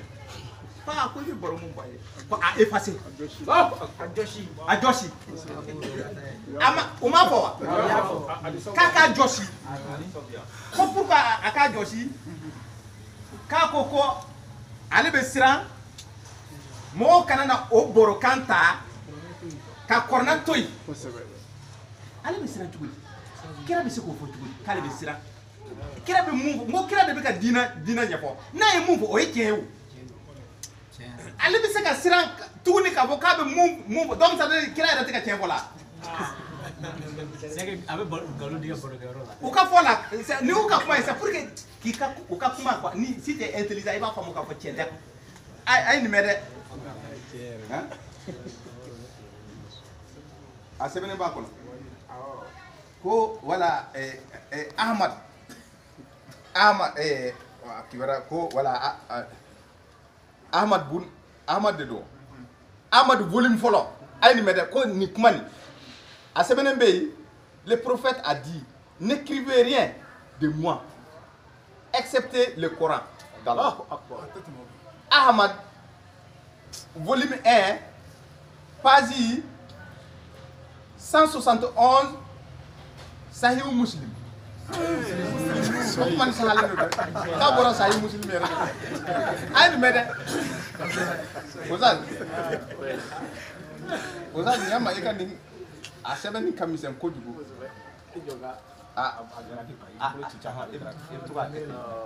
a sɛbɛn ni kamisen kojugu a kala e ka nyama e ka An Abi Sa'id al-Khudri. Ko nin kuma bɔra Abi Sa'id al-Khudri Radiyallahu anhu. Ala ka diɲɛ bɛ a ma Ala ka diɲɛ kɔni t'a ma Qala Rasulullah sallallahu ko nin alaihi kuma kan wasallam. bɔra an tigi kuntigi Muhammadu Rasulullah sallallahu alaihi wasallam yɛrɛ de La taktubu anni shay'an aw kana foyi yɛrɛ de sɛbɛn ka bɔ ne yɛrɛ la siwa al-Qur'an. n'a bɔra Ko Qur'an ba bo. ko Kurana b'a bɔ Allahu Akbar. La ilaha illallah. La ilaha illallah. La ilaha illallah. La ilaha illallah. La ilaha illallah. La ilaha illallah. La ilaha illallah. La ilaha illallah. Man kataba shay'an. Comment Man kataba shay'an ni mɔgɔ mɔgɔ ni i fɛn sɛbɛn ye fɛn sɛbɛn ka bɔ ne la siwa al-Qur'an falyamhu. n'a bɔra Kurani na I k'a jɔsi. i ka bɛn effacer tout. Allahu Akbar. Ahmad volume 1 page 171 Sahih Muslim. Bon a bɛ mun de faamu nin kuma in A fɔ man di. a y'a fɔ u yɛrɛ ka kuma na ko kuma wɛrɛ kana sɛbɛn ni Kurana tɛ bon d'accord Ala kira a sɔmɔ yɛlɛmana a ka hadisi in dun k'a sahalen don parce que ko Sahih Muslim k'a sahalen don han kuma nin jɛlen et puis kuma nin ye tiɲɛ ye Kurana yɛrɛ ma sɔn o ma bon d'accord a fatule hadisaw sɛbɛnna tuguni a kɔfɛ u y'a sɛbɛn k'a sɛbɛn muslim y'a sɛbɛn abu dawuda y'a sɛbɛn tirmiziw y'a sɛbɛn maliki y'a sɛbɛn safi y'a sɛbɛn hanbali y'a sɛbɛn o tuma na wo mun yɛrɛ kumana a yɛrɛ y'a sɛbɛn bon sisan wo an bɛ ɲininkali de kɛ ɲininkali simple o yɛrɛ ka ɲininkali la mɔgɔ min ye ala kira sɔsɔ o la ka nin baara kɛ o a bɛ wele jɔn jahanamaden de don donc hadisa o hadisa ni a sɛbɛnna kira kɔfɛ a bɛɛ ye jahanamaden hadisa in fɛ ne nin ye hadisa in ta wa hadisa nin ye tiɲɛ ye parce que ala ye mun de fɔ kuran sura fila aya 79 an k'o ta hadisa tɛ tiɲɛ o ka hadisa tɛ tiɲɛ o kuma min fɔra yen an bɛna o de saha o parce que aya ma sɔrɔ a tɛ se ka saha o a saha ko bɔnɛ bɛ maaw la lillezina yaktubuna alkitaba biaydihim mɔgɔ minnu bɛ kitabu sɛbɛn ni o bolo ye ka sɔrɔ k'a fɔ suma yaquluna haza min k'a fɔ indillahi o kitabu masina bɛ kuma ala ko de la k'a bɔra ala yɔrɔ o tɛ dɔwɛrɛ ye o n'i ye kuma ta ka gun ala kɛra la ko ala kɛra de ko ten o ye a bɔra ala de fɛ parce que ala ko kuranɛ sura 4 aya 150 a kana ala ani cidenw bɔ a bɛɛ ye kelen parce que ale de y'a ka cidenw ta ka kuma don a da o risala cikan sira fɛ u ma dɔwɛrɛ fɔ ni ala ta in kɔ donc a kan bɛ o de ma donc n'i ko kuma o kuma n'i y'a gun ala kɛra la o ye ala de ko ten quoi ko bɔnɛ bɛ mɔgɔ ye mɔgɔ minnu bɛ kitabu walafin n'u tɛgɛ ye k'a sɔrɔ k'a fɔ o kitabu ni masina bɛ kuma ala ko la a bɔra ala yɔrɔ hɔn yashtaru bihi samanan qalilan ka sɔrɔ ka sɔngɔni cini ta sɔrɔ a la fawailun lahum bɔnɛ bɛ mɔgɔw la mimma katabat aydihim mɔgɔ minnu ye sɛbɛnni kɛ ni u bolo ye wawailun lahum mimma yaksibuna bɔnɛ b'u ye o bɛ mun sɔrɔ a la a ye danga bɛ o fɛ siɲɛ 3 Malheur donc à ceux qui de leur propre main composent un livre, puis le présentent comme venant d'Allah pour en tirer un vil profit. Malheur à eux, donc à cause de ce que leurs mains ont écrit, et malheur à eux à cause de ce qu'ils en profitent. Surat 2, verset 79. o ka kuma ni i y'a a jateminɛ i b'a faamu tiɲɛ yɛrɛ la o yɛrɛ bɛ tiɲɛ fɔ a kɔnɔ kuma in b'o de nɔfɛ ni i hakili ka di i bɛ taa ye bon sisan o ye minnu sɛbɛn k'u y'a di ɲɔgɔn ma de parce que kuma nin bɛɛ k'a minɛna i m'a ye hali nin ye k'a minɛna abu kuduru sayidil kuduri o sayidil kuduri fana ma alakira ye dɛ a y'a minɛ fɛ sayidil kadra o sayidil kadra fana y'a minɛ a sayidil shaha o n'a ɲɔgɔnna o kuma ninnu bɛ tan de o bɛ sɔrɔ ka kuma nin sɛbɛn ko alakira de ko ten k'a yira ko alakira tun bɛ seli gundo misali de don e bɛ se k'o kuma tiɲɛtigiya ka tɛmɛ ala ta ye ka cogo di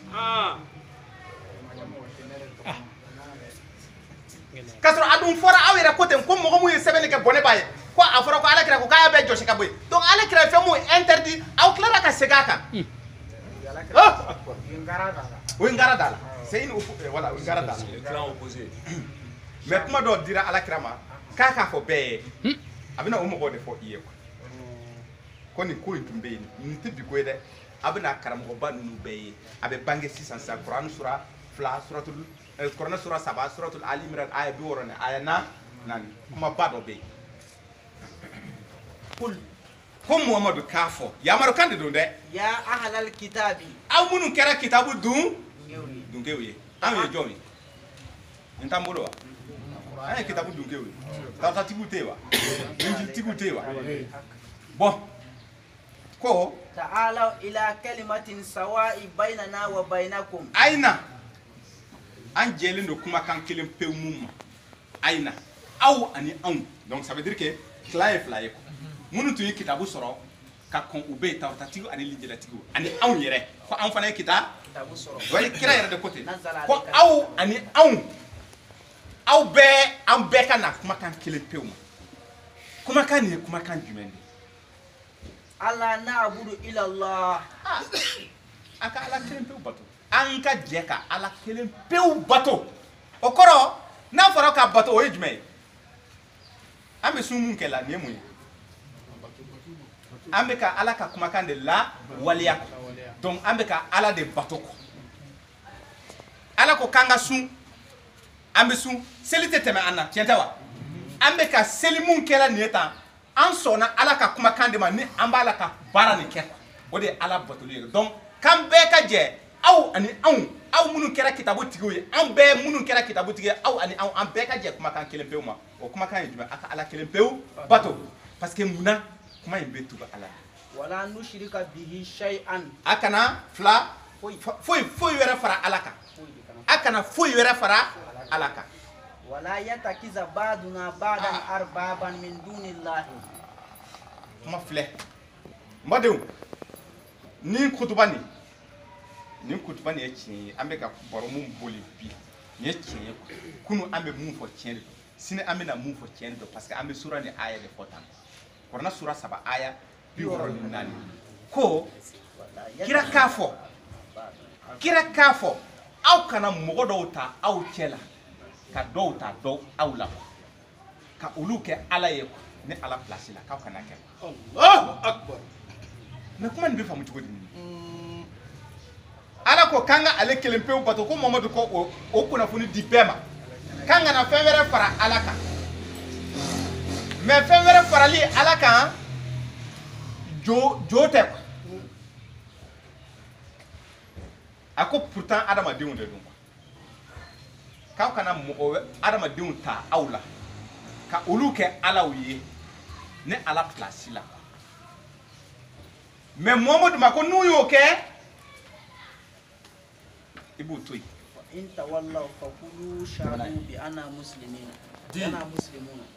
Dis, aux gens du livre, venez à une parole commune entre nous et vous, que nous n'adhérons qu'à Allah, sans rien lui associer, et que nous ne prenions point les uns les autres, nous ne prenons point les uns les autres pour Seigneur en dehors d'Allah. Sourate 3, verset 64.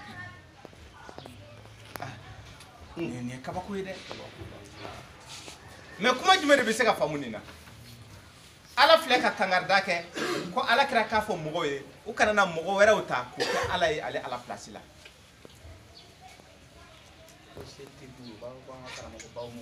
ko n'i ko seli tɛ gundo ale bɛ na ni karamɔgɔ ye misali dɔ filɛ nin ye ko a bɛ se ka i miiri ko a karamɔgɔba dɔ ka jamana karamɔgɔ a kana karamɔgɔ ninnu tɔgɔ fɔ parce que valeur yɛrɛ t'u la mais mɔgɔ minnu lakodɔnnen don kosɛbɛ o bɛ yen quoi c'est à dire n'i ko kɔrɔna ko seli tɛ gundo ale b'i kanto de ko o tuma na hali karamɔgɔba in e bɛ se ka kɛ o m'a dɔn cogo di aw de b'o dɔn a ye karamɔgɔba kɛ effectivement ala ta de fɔra a ye a ko non ko fo karamɔgɔ bɛ mun fɔ o fana t'a ka fara ala ta kan ale bɛ seli dɛ mais billahi ale bɛ seli gundo parce que munna a ka karamɔgɔba de y'a fɔ a ye ko seli bɛ gundo donc kuma dɔ minɛna ala fɛ ni o ye a ye ne bato ni seli ye a ko k'a sɔnna a b'o kɛ mais fo mɔgɔ wɛrɛ fana de ka kiiri wɛrɛ fara ala ta ye ka walasa a ka sɔn kɔ o de kosɔn a ko kɔrɔnɛ sura 12 aya 100 ni aya 6 wama yu'minu aktharuhum billahi ko mɔgɔw la fanba pour que u ka limaniya u bɛ limaniya ala la de illa wa hum mushrikun ni o ye dɔ wɛrɛ de fara ala kan u bɛ sɔrɔ ka limaniya n'o tɛ ala kelen pe wa suratul yusuf ko ala kelen pew de ko tɛ wa ayi u ti limaniya fo u ka dɔ wɛrɛ de fara ala ta kan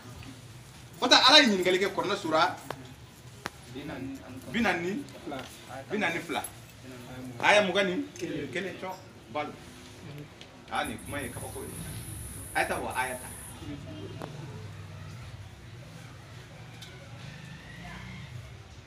tɛmɛna ye fatiri samawati wal ardi tani kelen kɔrɔnɛ sura 42 aya 21 Ou bien aurait-il des associés à Allah qui auraient établi pour eux des lois religieuses qu'Allah n'a jamais permises? ala bɛ ka ɲininkali yɛrɛ de kɛ fɔlɔ ala ko adamadenw ko yalima aw adamadenw o tuma na ala wɛrɛ de bɛ aw bolo mun tɛ ne ala kelen ye mun bɛ kiiri fana di aw ma diinɛ kɔnɔ k'a sɔrɔ a ma kɛ ne ala ye wa Allahu akbar. ko ne ala fana jɛnna n'o ye ne de y'o fɔ aw ye wa a kan ka diinɛ kɔnɔ i kan ka kiri minɛ mɔgɔ wɛrɛ bolo ale ala jɛna ale y'o fɔ i ye wa ale bɛ kɛ ɲininkali de kɛ ko Mamadu k'a fɔ mɔgɔw ye ko yalima o bɛ ka diinɛ kɔnɔ kiiri mun bɛ mɔgɔw bolo mun tɛ ale ka kiiri ye ko yala ale de ko o ye tiɲɛ ye wa ala wɛrɛ de b'aw bolo mun bɛ kiiri wɛrɛ d'i ma mun ma kɛ ale ala kelen pe o ni ale tilara ka jɛ ni o ala ninnu ka kiiri ye wa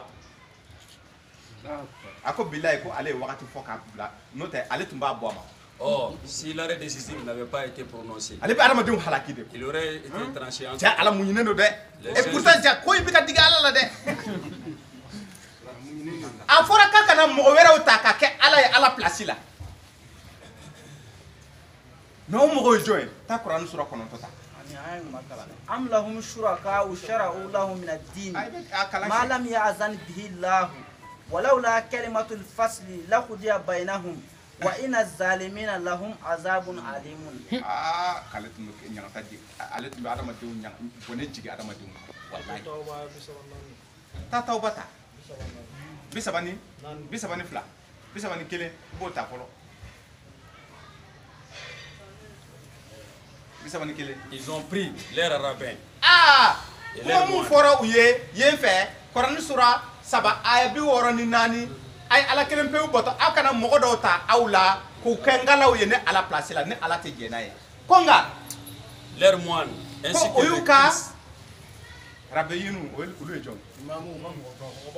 u ka ɲɛmaw ka bɔ jɔn kunda ka bɔ yahudiyaw kunda yahudiyaw ye u ka mɔgɔbaw ta k'u kɛ ala ye muminidenw ye u ka mɔgɔbaw ta k'u kɛ ala ye kerecɛnw ye nabila isa an'u ka seigneur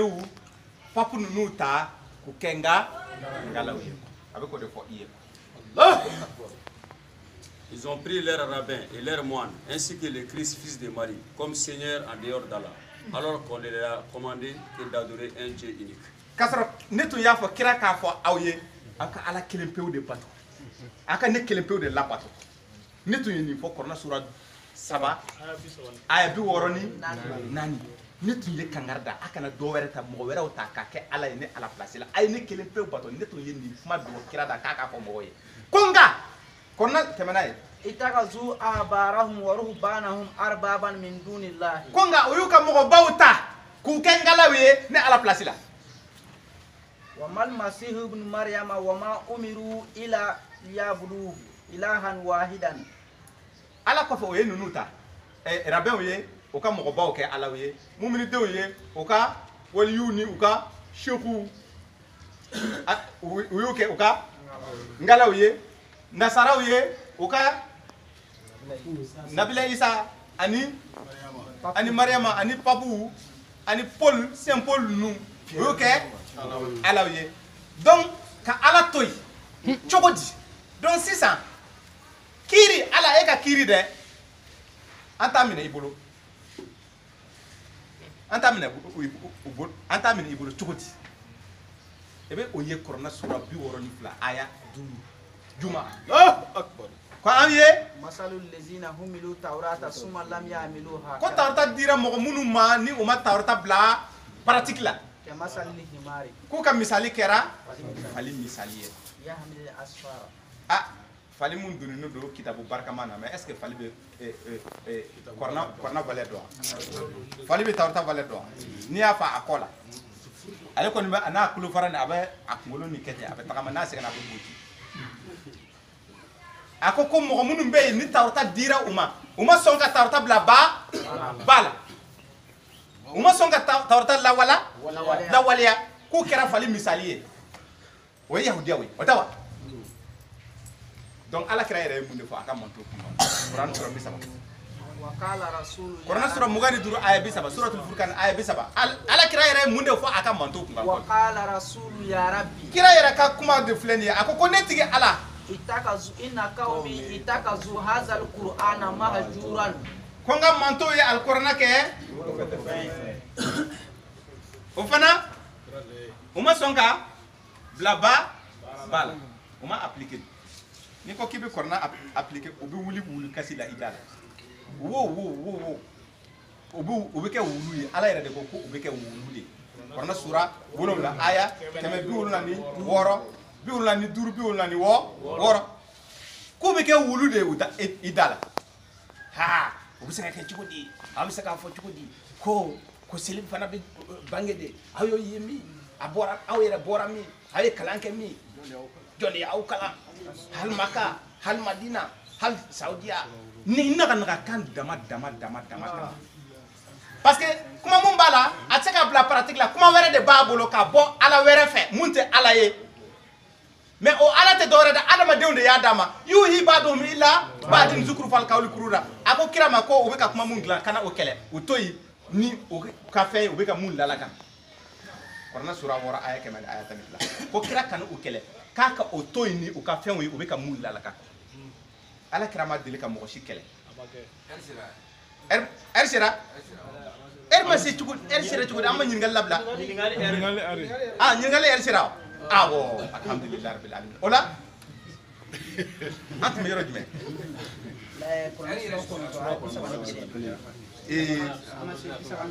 amina se bisa banana parce que nama se bisa banana baro yera kuma yu anga dafa la ilaha illa huwa subhanahu amma yushrikun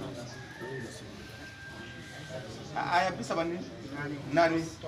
ya ayyuhallazina amanu ya aw munun ko aw liman yara inna kaseeran min al-ahbari wa ruhbani suratul muhammad aya folo abaro de flega bawle suratul muhammad aya folo ko mo munun be nu be ala ka siran gere mo ye ko o te do wera de o to ka de flega dima ko he karamo ko ban nu de ko karamo baw nunu de be ala ka siran gere adama denw ye mais kabako ye mu ye la yakuluna ko be mo kan na folo yere de fara nyogon ka ko ba ke dun ko juye bil batil ningalo sirai wa yasub ay ni mede mo be karamo ba bonya ni wari ye mo be karamo ba bonya ni sanu ye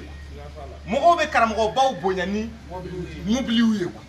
mogo be karamɔgɔ baw bonya ni bilaw ye quoi kun jumɛn ko ala kama parce que olu bolo o be ka ala de ɲɛfɔ olu ye o be ka ala ka sira de jira olu la bonya bɛɛ sɔrɔla o de senfɛ o ye nafolo ni ta ko y'a bɛɛ dun mais o ma kɛ problème ye o si ma kɛ problème ye ko karamɔgɔ ba ninnu dɛ k'o tɛ ka ala ka sira yira mɔgɔ la ko ye mɔgɔ bila ŋaɲɛ na o ye mɔgɔ bila ŋa o ye ala ka sira gɛrɛ ala bɛ mun fɛn o fɛn mun fɔ o bɛ na n'a contraire de ka d'i ma yen k'a sɔrɔ e dun bɛ ka nafolo d'u ma ala dɔɔni de kama o ka ala ɲɛ jira i la parce que olu de bilara o baara la mais a badaw tɛ ala yiri la o bɛ taa ni e ŋaɲa fɛ ko olu de ka baro filɛ kan ko ni Allah y'u ka baara tiɲɛ wa mɔgɔ minnu tugulen bɛ o kɔ o bɛ na don jahanama kɔnɔna na o bɛ taa ɲɔgɔn jalaki jahanama kɔnɔna na Kurani sura 33 aya 66 ka taa bila aya 68 a ko don min na an bɛna adamadenw ɲɛda yɛlɛma jahanama kɔnɔna na u b'u kanto u tigi ala ma ko ya an tigi ala ko an ma tugu e kɔ dɛ an ma tugu kira kɔ dɛ ko hey a nimisara bi a kɛra kojugu ye an ma a kɛra nimisa ye an ma hali an tun ka tugu e ala ta in kɔ ala ta in ko hali an tun ka tugu e ala ta in kɔ ko nka a aya 67 ko an tun tugulen tɛ dɔ wɛrɛ kɔ dɛ k'an tun tugulen bɛ an ka ɲɛmɔgɔbaw ani an ka karamɔgɔbaw de kɔ ko Mamadu Lamini o bɛ ka nin fɔ ala ye jahanama kɔnɔna na ko an tigi ala ko karamɔgɔba ninnu ani an ka ɲɛmɔgɔba ninnu olu de ye an fili ka bɔ ala ka sira kan a bɛ Kurani sura 33 aya 60 ni aya 7 a ko o bɛ continuer ni baro ye ala fɛ jahanama kɔnɔna na u b'u kanto an tigi ala karamɔgɔba ninnu filɛ nin an kɔrɔ ko o fana bɛ jahanama kɔnɔna na ma dimi an bɛ ka dimi mun santi o bɛ ka dimi mun nɛnɛ ko o dimi ɲɔgɔnna fila a gosiw la a t'o kala ko don min na takallabu wujuhuhum fi nari an bɛna u ɲɛda yɛlɛma jahanama kɔnɔna na yaquluna u b'u kanto ya laitana atana la wa atana rasula an bɔnɛna ko hali an tun ka tugu ala n'a ka kira kɔ ala n'a ka kira ye jumɛn Kurani sura 4 aya 80 ni tugura ala kɔ ni tigɛra kira kɔ o de ye tuguɲɔgɔnyali ye ala kɔ o tɛ wa man yuti rasula faqad ata Allah a banna donc tɛmɛ n'a ye aya 77 wa qalu ko u b'u kanto ko kura rabbana ko an tigi ala inna atana sadatana an tun tugulen bɛ an ka ɲɛ ɲɛmɔgɔw kɔ ani an ka wa kubara'ana ani an ka mɔgɔbaw fadalluna sabila olu de y'a fili ka bɔ ala ka sira kan rabbana an tigi ala atihim difaini u ɲagata ka taa min al azabi awɔ ɲagata ni fila kɛ u kan atihim difaini min al azabi wala anhum lanan o yɔrɔ kala Les jours où leurs visages seront tournés dans le feu, ils diront, hélas pour nous, si seulement nous avons obéi à Allah et obéi aux messagers. Et ils diront, Seigneur, nous avons obéi à nos chefs et à nos grands. C'est donc eux qui nous ont égarés du sentier. Ô notre Seigneur, inflige-leur 2 fois le châtiment et maudis-les d'une grande malédiction. Soit 33, Dimi dɔrɔn tɛ dɛ 68. o bɛ ka dimi mun sante o dɔrɔn tɛ dɛ ala u dan ka tuguni ka fara Allahu akbar karamɔgɔba ninnu u b'u fosi taa kuranɛ sɔrɔ 37 i b'a aya 32 ta fana tɛ sɔn koyi suratu safat aya 32 fa aghwaynakum inna kunna gawina aya 32 kɔ la awo suratu safat karamɔgɔba ninnu y'u kanto o yɔrɔ la ko an ye ko effectivement ko an de y'aw lafili bilahi anw yɛrɛ de y'aw lafili mais an y'aw lafili dɔ wɛrɛ tɛ dɛ inna kunna gawina anw yɛrɛ tun ye mɔgɔ fili la ilaha illallah ko yɛrɛ tun fililen don wallahi karamɔgɔba ninnu ko Nous vous avons induit en erreur, car en vérité, nous étions égarés nous-mêmes. Surah 37, verset 32. mais a baro daminɛ depuis 24 parce que wagati il faut que an ka dɔɔni fɔ ɲininkaliw la wagati ma se fɔlɔ dɛ Cheikh a aya 24 ka jigi o bɛ taa ɲɔgɔn ta kuma na yen tuguni o ni karamɔgɔba ninnu ala ko janama da la janama donda la yani janama da yɛlɛlen don sisan u b'u pousser ka don yani u k'u pousser ka don o bɛ kuma ko woyi ko karamɔgɔba ninnu y'an ta tiɲɛ ko aw bɛ se ka fɛn ɲɛ an na bi c'est que aw bɛ se ka don an ni nin ɲagata cɛ bi wa o m'a fɔ ko karamɔgɔba ninnu b'u suran dɔɔni wa mɔgɔ ninnu yɛrɛ b'u ɲininka aw m'a fɔ ko aw tun bɛ se ka an kumabɔ wa ko bɔn ko filɛ nin ye aw bɛ se ka an kumabɔ bi o b'a fɔ ko an tɛ se ka kɔrɔ kɛ ko bɔn aw de y'an lafili karamɔgɔba ninnu fana b'a fɔ ko an m'aw lafili parce que aw yɛrɛ de tun bɛ fili kan ko de tun ka di aw ye an bɛ mun fɔ la aw tun bɛ kule ni an tɔgɔ ye o de tun ka di aw ye ko fili yɛrɛ aw yɛrɛ tun tɛ tiɲɛ karamɔgɔ jɔ a ka dɔgɔ bi Bamakɔ mun m'a mɛn kɔrɔla ko seli tɛ bolo karamɔgɔba ninnu bɛɛ b'a kalama u bɛɛ tulo b'a la u nɔfɛ jamaw b'a kalama tiɲɛ tɛ wa mais est ce que u ka nɔfɛ jama ninnu sɔnna o tugulen tɛ karamɔgɔba ninnu kɔ bon karamɔgɔba ninnu bɛ nin nɔ o de don u tulo la ko a ye a mɛn cɔ kɛdi ninnu tun bɛ k'a ɲɛfɔ yan bilayi aw ma sɔn donc ça veut dire que aw fana ta tun tɛ ala ko ye an ta tun tɛ ala ko ye cogo min donc finalement karamɔgɔba ninnu bɛ mun de fɔ a aya 31 u ko mɔgɔ ninnu ma u ka nɔfɛtɔ mɔgɔ minɛ ko heyi a ye fara an na aw bɛ janama kɔnɔ an bɛ janama kɔnɔ mun mankan bɛ yen ni a tun kɛra aw kelen dɔrɔn de sisan ni ala tun kan ka an labɔ ka taa n'a ye aw tun bɛ se k'a fɔ ala kana sɔn ka mɔgɔ ninnu labila parce que olu de y'an lafili mais anw yɛrɛ bɛ janama kɔnɔ ka ban aw bɛ janama kɔnɔ an bɛ janama kɔnɔ tiɲɛ ko discours ban pewu k'aw b'a dɔn wa k'awɔ discours ban pewu k'an yɛrɛ tun ye mɔgɔ fililen o de kɔsɔn an y'aw fili a ma faamu a ye sabali o la o kan kan an bɛ aw wele ka na an bɛ sahidiw wele ka na kalan de ma n'o tɛ an tɛ aw wele ka na ala ka kuma ma bilen aw ye ala ka kuma sɔrɔ an bɛ aw wele ka na kalan de ma an ka kalan kɛ an ka lɔnni ji di ala ka sebaya kɔnɔna na a bɛ lɔnni di a ma a bɛ ji di ka taa de an bɛ limana ni ala ka kuma ni an b'a bila pratique la ni mɔgɔ min ko k'a t'a kɛ a bɛ fɛ ka dɔnnibaba ninnu ta de kɛ i ka sira bɛ yen taa a dasa kan kana bila dɛ Bukari ka sira de ka di ye Malikiya sira e de t'o kɔnɔ wa Maliki i ni mɔkɛw a y'a dasa kan i ye mun sɔrɔ kana bila maa si ye a tɛ fɔ i kɔ o a bɛ fɔ i kɔ wa ni tiɲɛ b'i bolo i tɛ taa tiɲɛ ye parce que ala kɔni ko kira k'i sɔgɔ kɔrɔna na wa ale bɛ taa mɔgɔw ɲininka kɔrɔna ko de la fastamsik billazi uhiya innaka ala siratin wa innahu la wa liqaumika wa sawfa tus'aluna Quran sura 43 aya 43 aya 44 ko kira k'i sɔgɔ kɔrɔna na k'a kana kɔrɔna bila dɛ k'a k'i sɔgɔ k'i ja la ko wa kɔrɔna in de ye siratigɛ tilennen ye a dira e Mamadu kelen ma ko ayi dɛ ko n y'a di e ani i ka manto mɔgɔw ma wa ne Alahu bɛ taa aw ɲininka sɔɔni kɔrɔnako la sɔɔni ne bɛ taa aw ɲininka kɔrɔnako de la Bukari ko kuma tɛ yen Muslim ko kuma tɛ yen Abu Dawuda ko kuma tɛ yen Tirmizi ko kuma tɛ yen n'i y'a mɛn yɛrɛ i bɛ bo kɛ i jɔlen jatigɛ fɛ bon an bɛ Ala barika da Ala mun ye an bɔ nin sira kuntan ninnu kɔnɔna na ka an n'a tɛ sira tigɛ tilennen kan n'o ye Kuranu ka sira ye ni o ma bɛn i ma problème fosi t'a la taa i ka tiɲɛ ɲini fan wɛrɛ fɛ mais Ala kɔni ko maza badal haqu illa dalal foyi tɛ tiɲɛ in kɔfɛ ni fili tɛ ni ŋaɲɛ tɛ Kurana sura 10 aya 32 wala an bɛ ɲininkali di mɔgɔw ma walima an bɛ juma kɛrɛnkɛrɛnnen ta juma nata an bɛ se ka ɲininkali kɛ ɲininkali dɔ bɛ yen Abdulkader Dunya Abdulkader Dunya ne bɛ fɛ ka ɲininkali dɔ de kɛ ale bɛ fɛ ka ɲininkali kɛ Kurana sura 17 aya 15 Kurana sura 17 aya 15 a bɛ yen nɔ ko c'est à dire mɔgɔ si tɛ mɔgɔ si ka doni ta quoi mɔgɔ si tɛ mɔgɔ si ka doni ta voilà bon mais surtout Akabut kɔnɔna la baro dɔ bɛ na yen nɔ ko mɔgɔ minnu ma limaniya k'olu b'u kanto k'a fɔ ko minnu limaniyara k'u ka tugu u nɔfɛ ko n'o kɛra k'u bɛ yafa u ka ko kɛlenw ma quoi mais Ala b'i kanto k'a fɔ ko non ko nkalontigɛlaw de don a ko y'a fɔ tuguni ko u bɛna na doni ta o yɛrɛ ka doni u b'a ta o ye minnu fili fana ka doni u b'a ta voilà bon o ye double peine de ye o double peine de ma fɔ i ye wa ɲangata kuma ni o yɛrɛ kuma ban Kurana sura 33 aya 69 i bɛ taa se kuma nin dɔrɔn i b'a faamu Ala ko minnu fililen de o ye minnu lafili olu ko ko ɲangata 2 ka kɛ ninnu kan a tɛ ko ɲangata dɔ in bɛ Ala ko bon n bɛna ɲangata 2 bɛɛ kɛ olu kan aya wɛrɛ kɔnɔna na o ye minnu lafili olu de bɛ taa fo dugu ma parce que munna olu de bɛ wele munna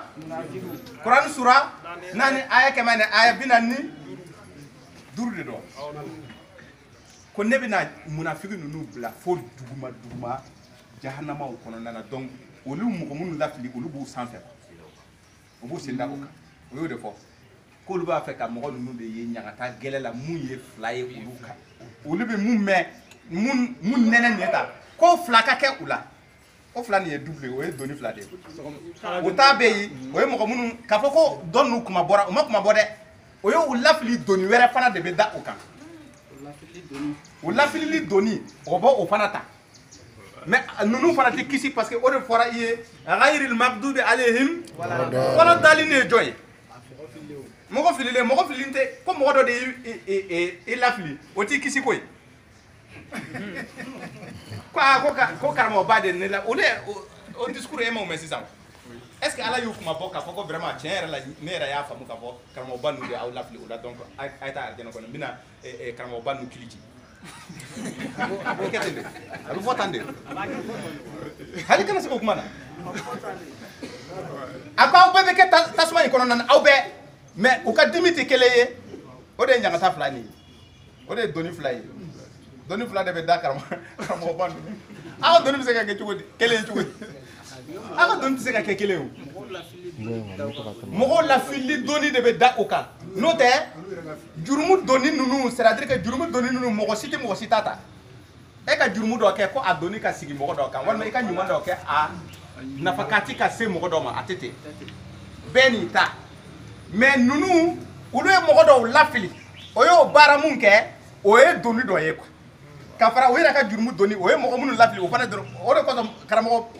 fitini ninnu m'u to yen hali janaba kɔnɔna na o nɔrɔlen b'u la a kɛra doni o da la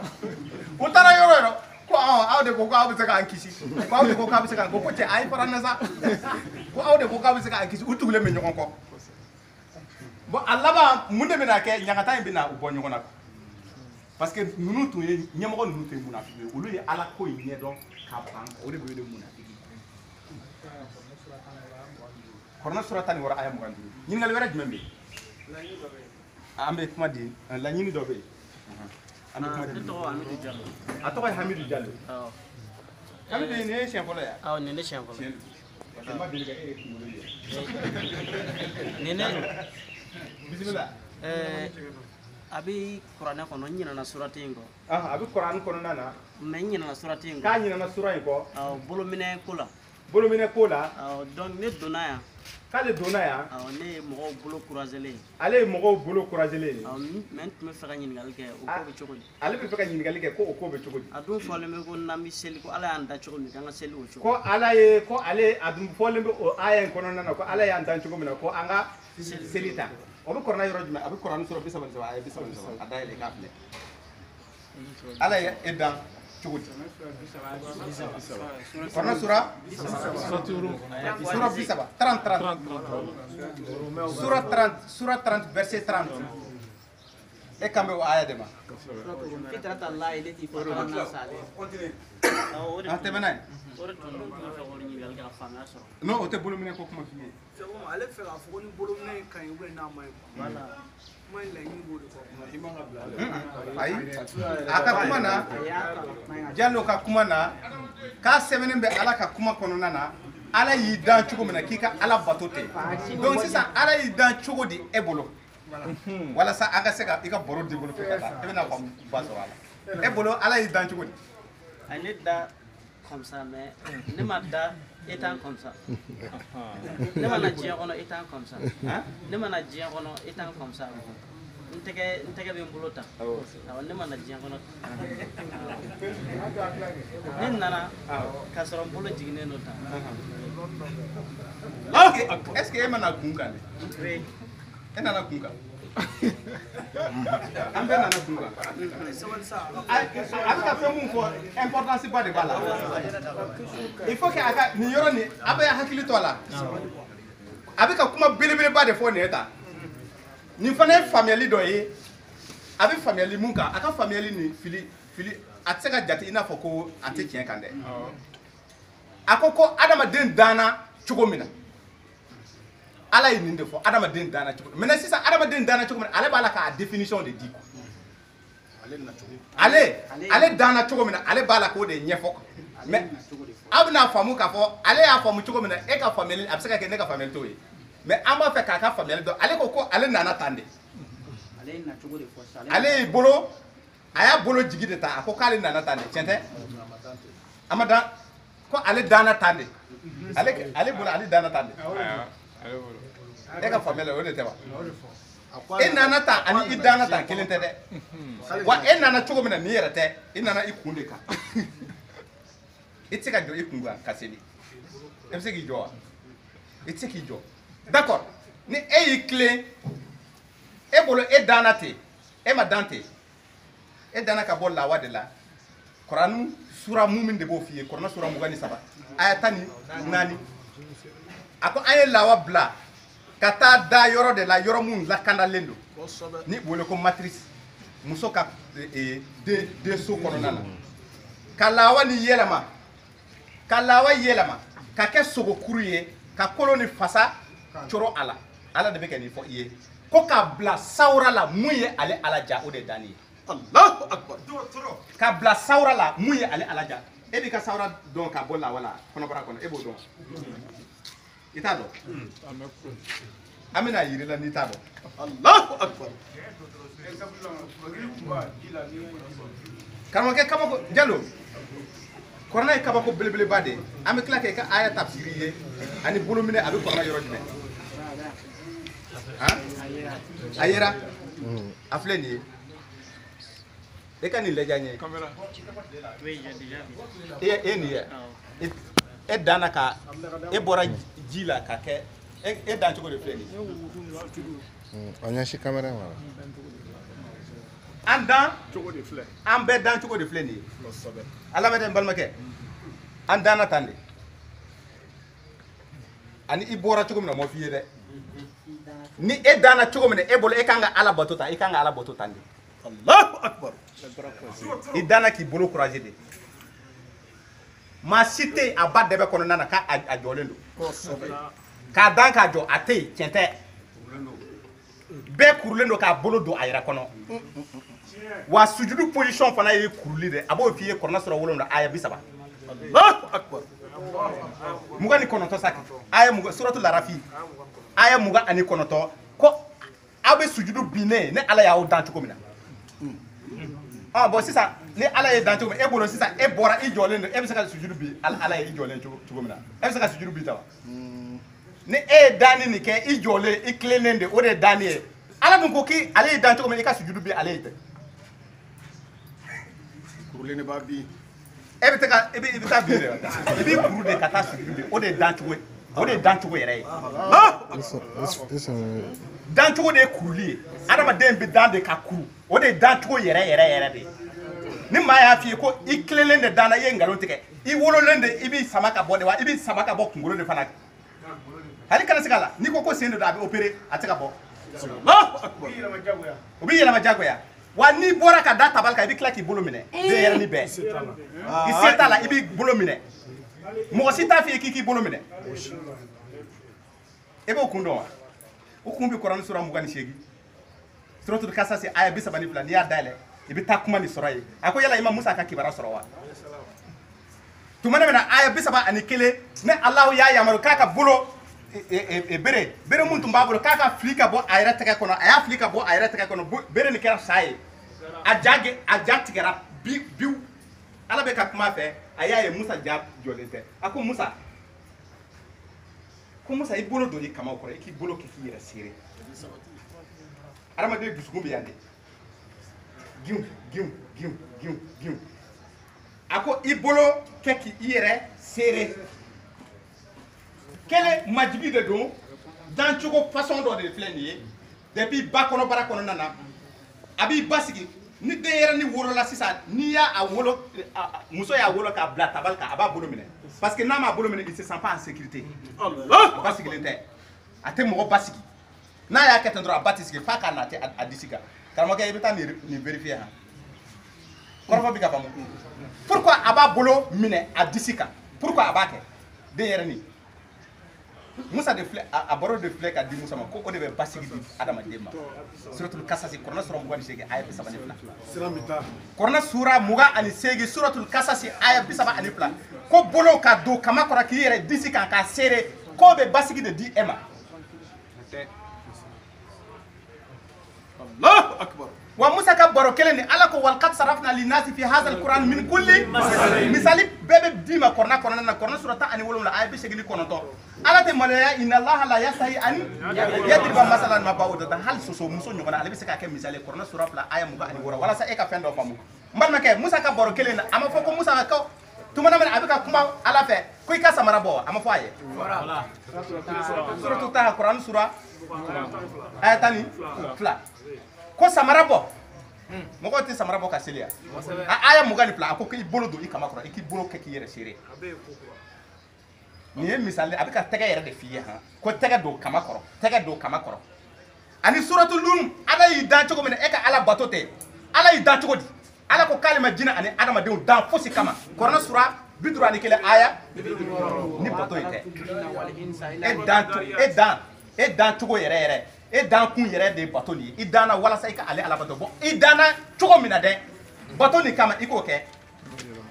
boloko kuma mɛ f'i ye dɛ o yɔrɔ kelen na a aya 40 suratul Rum aya 47 a ye mun de fɔ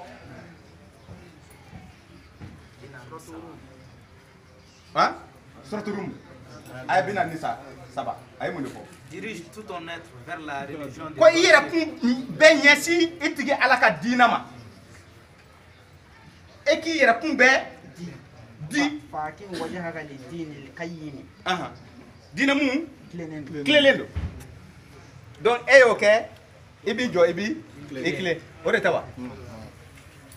donc ala y'i dan cogo min na e bolo i b'i tile ta non a ko ala ka diinɛ ye siratul mustaqim ko siratigɛ tilennen don ala ka diinɛ tilennen don i yɛrɛ kun bɛɛ di o ma a fɔra ko nabi Ibrahima ye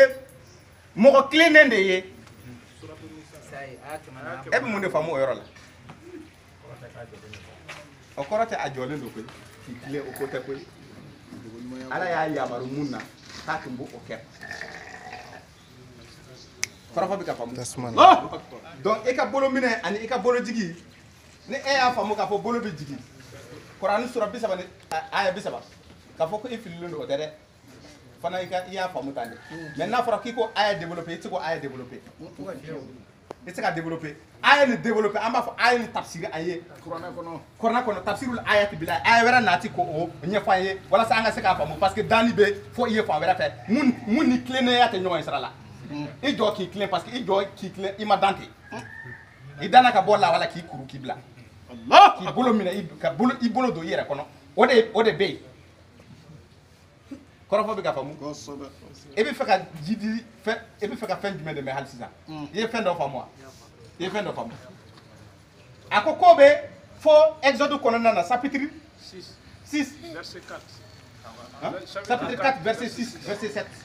exode chapitre 4 verset 6 verset 7 a ko musa k'a bolo don a kamaw kɔrɔ misali de don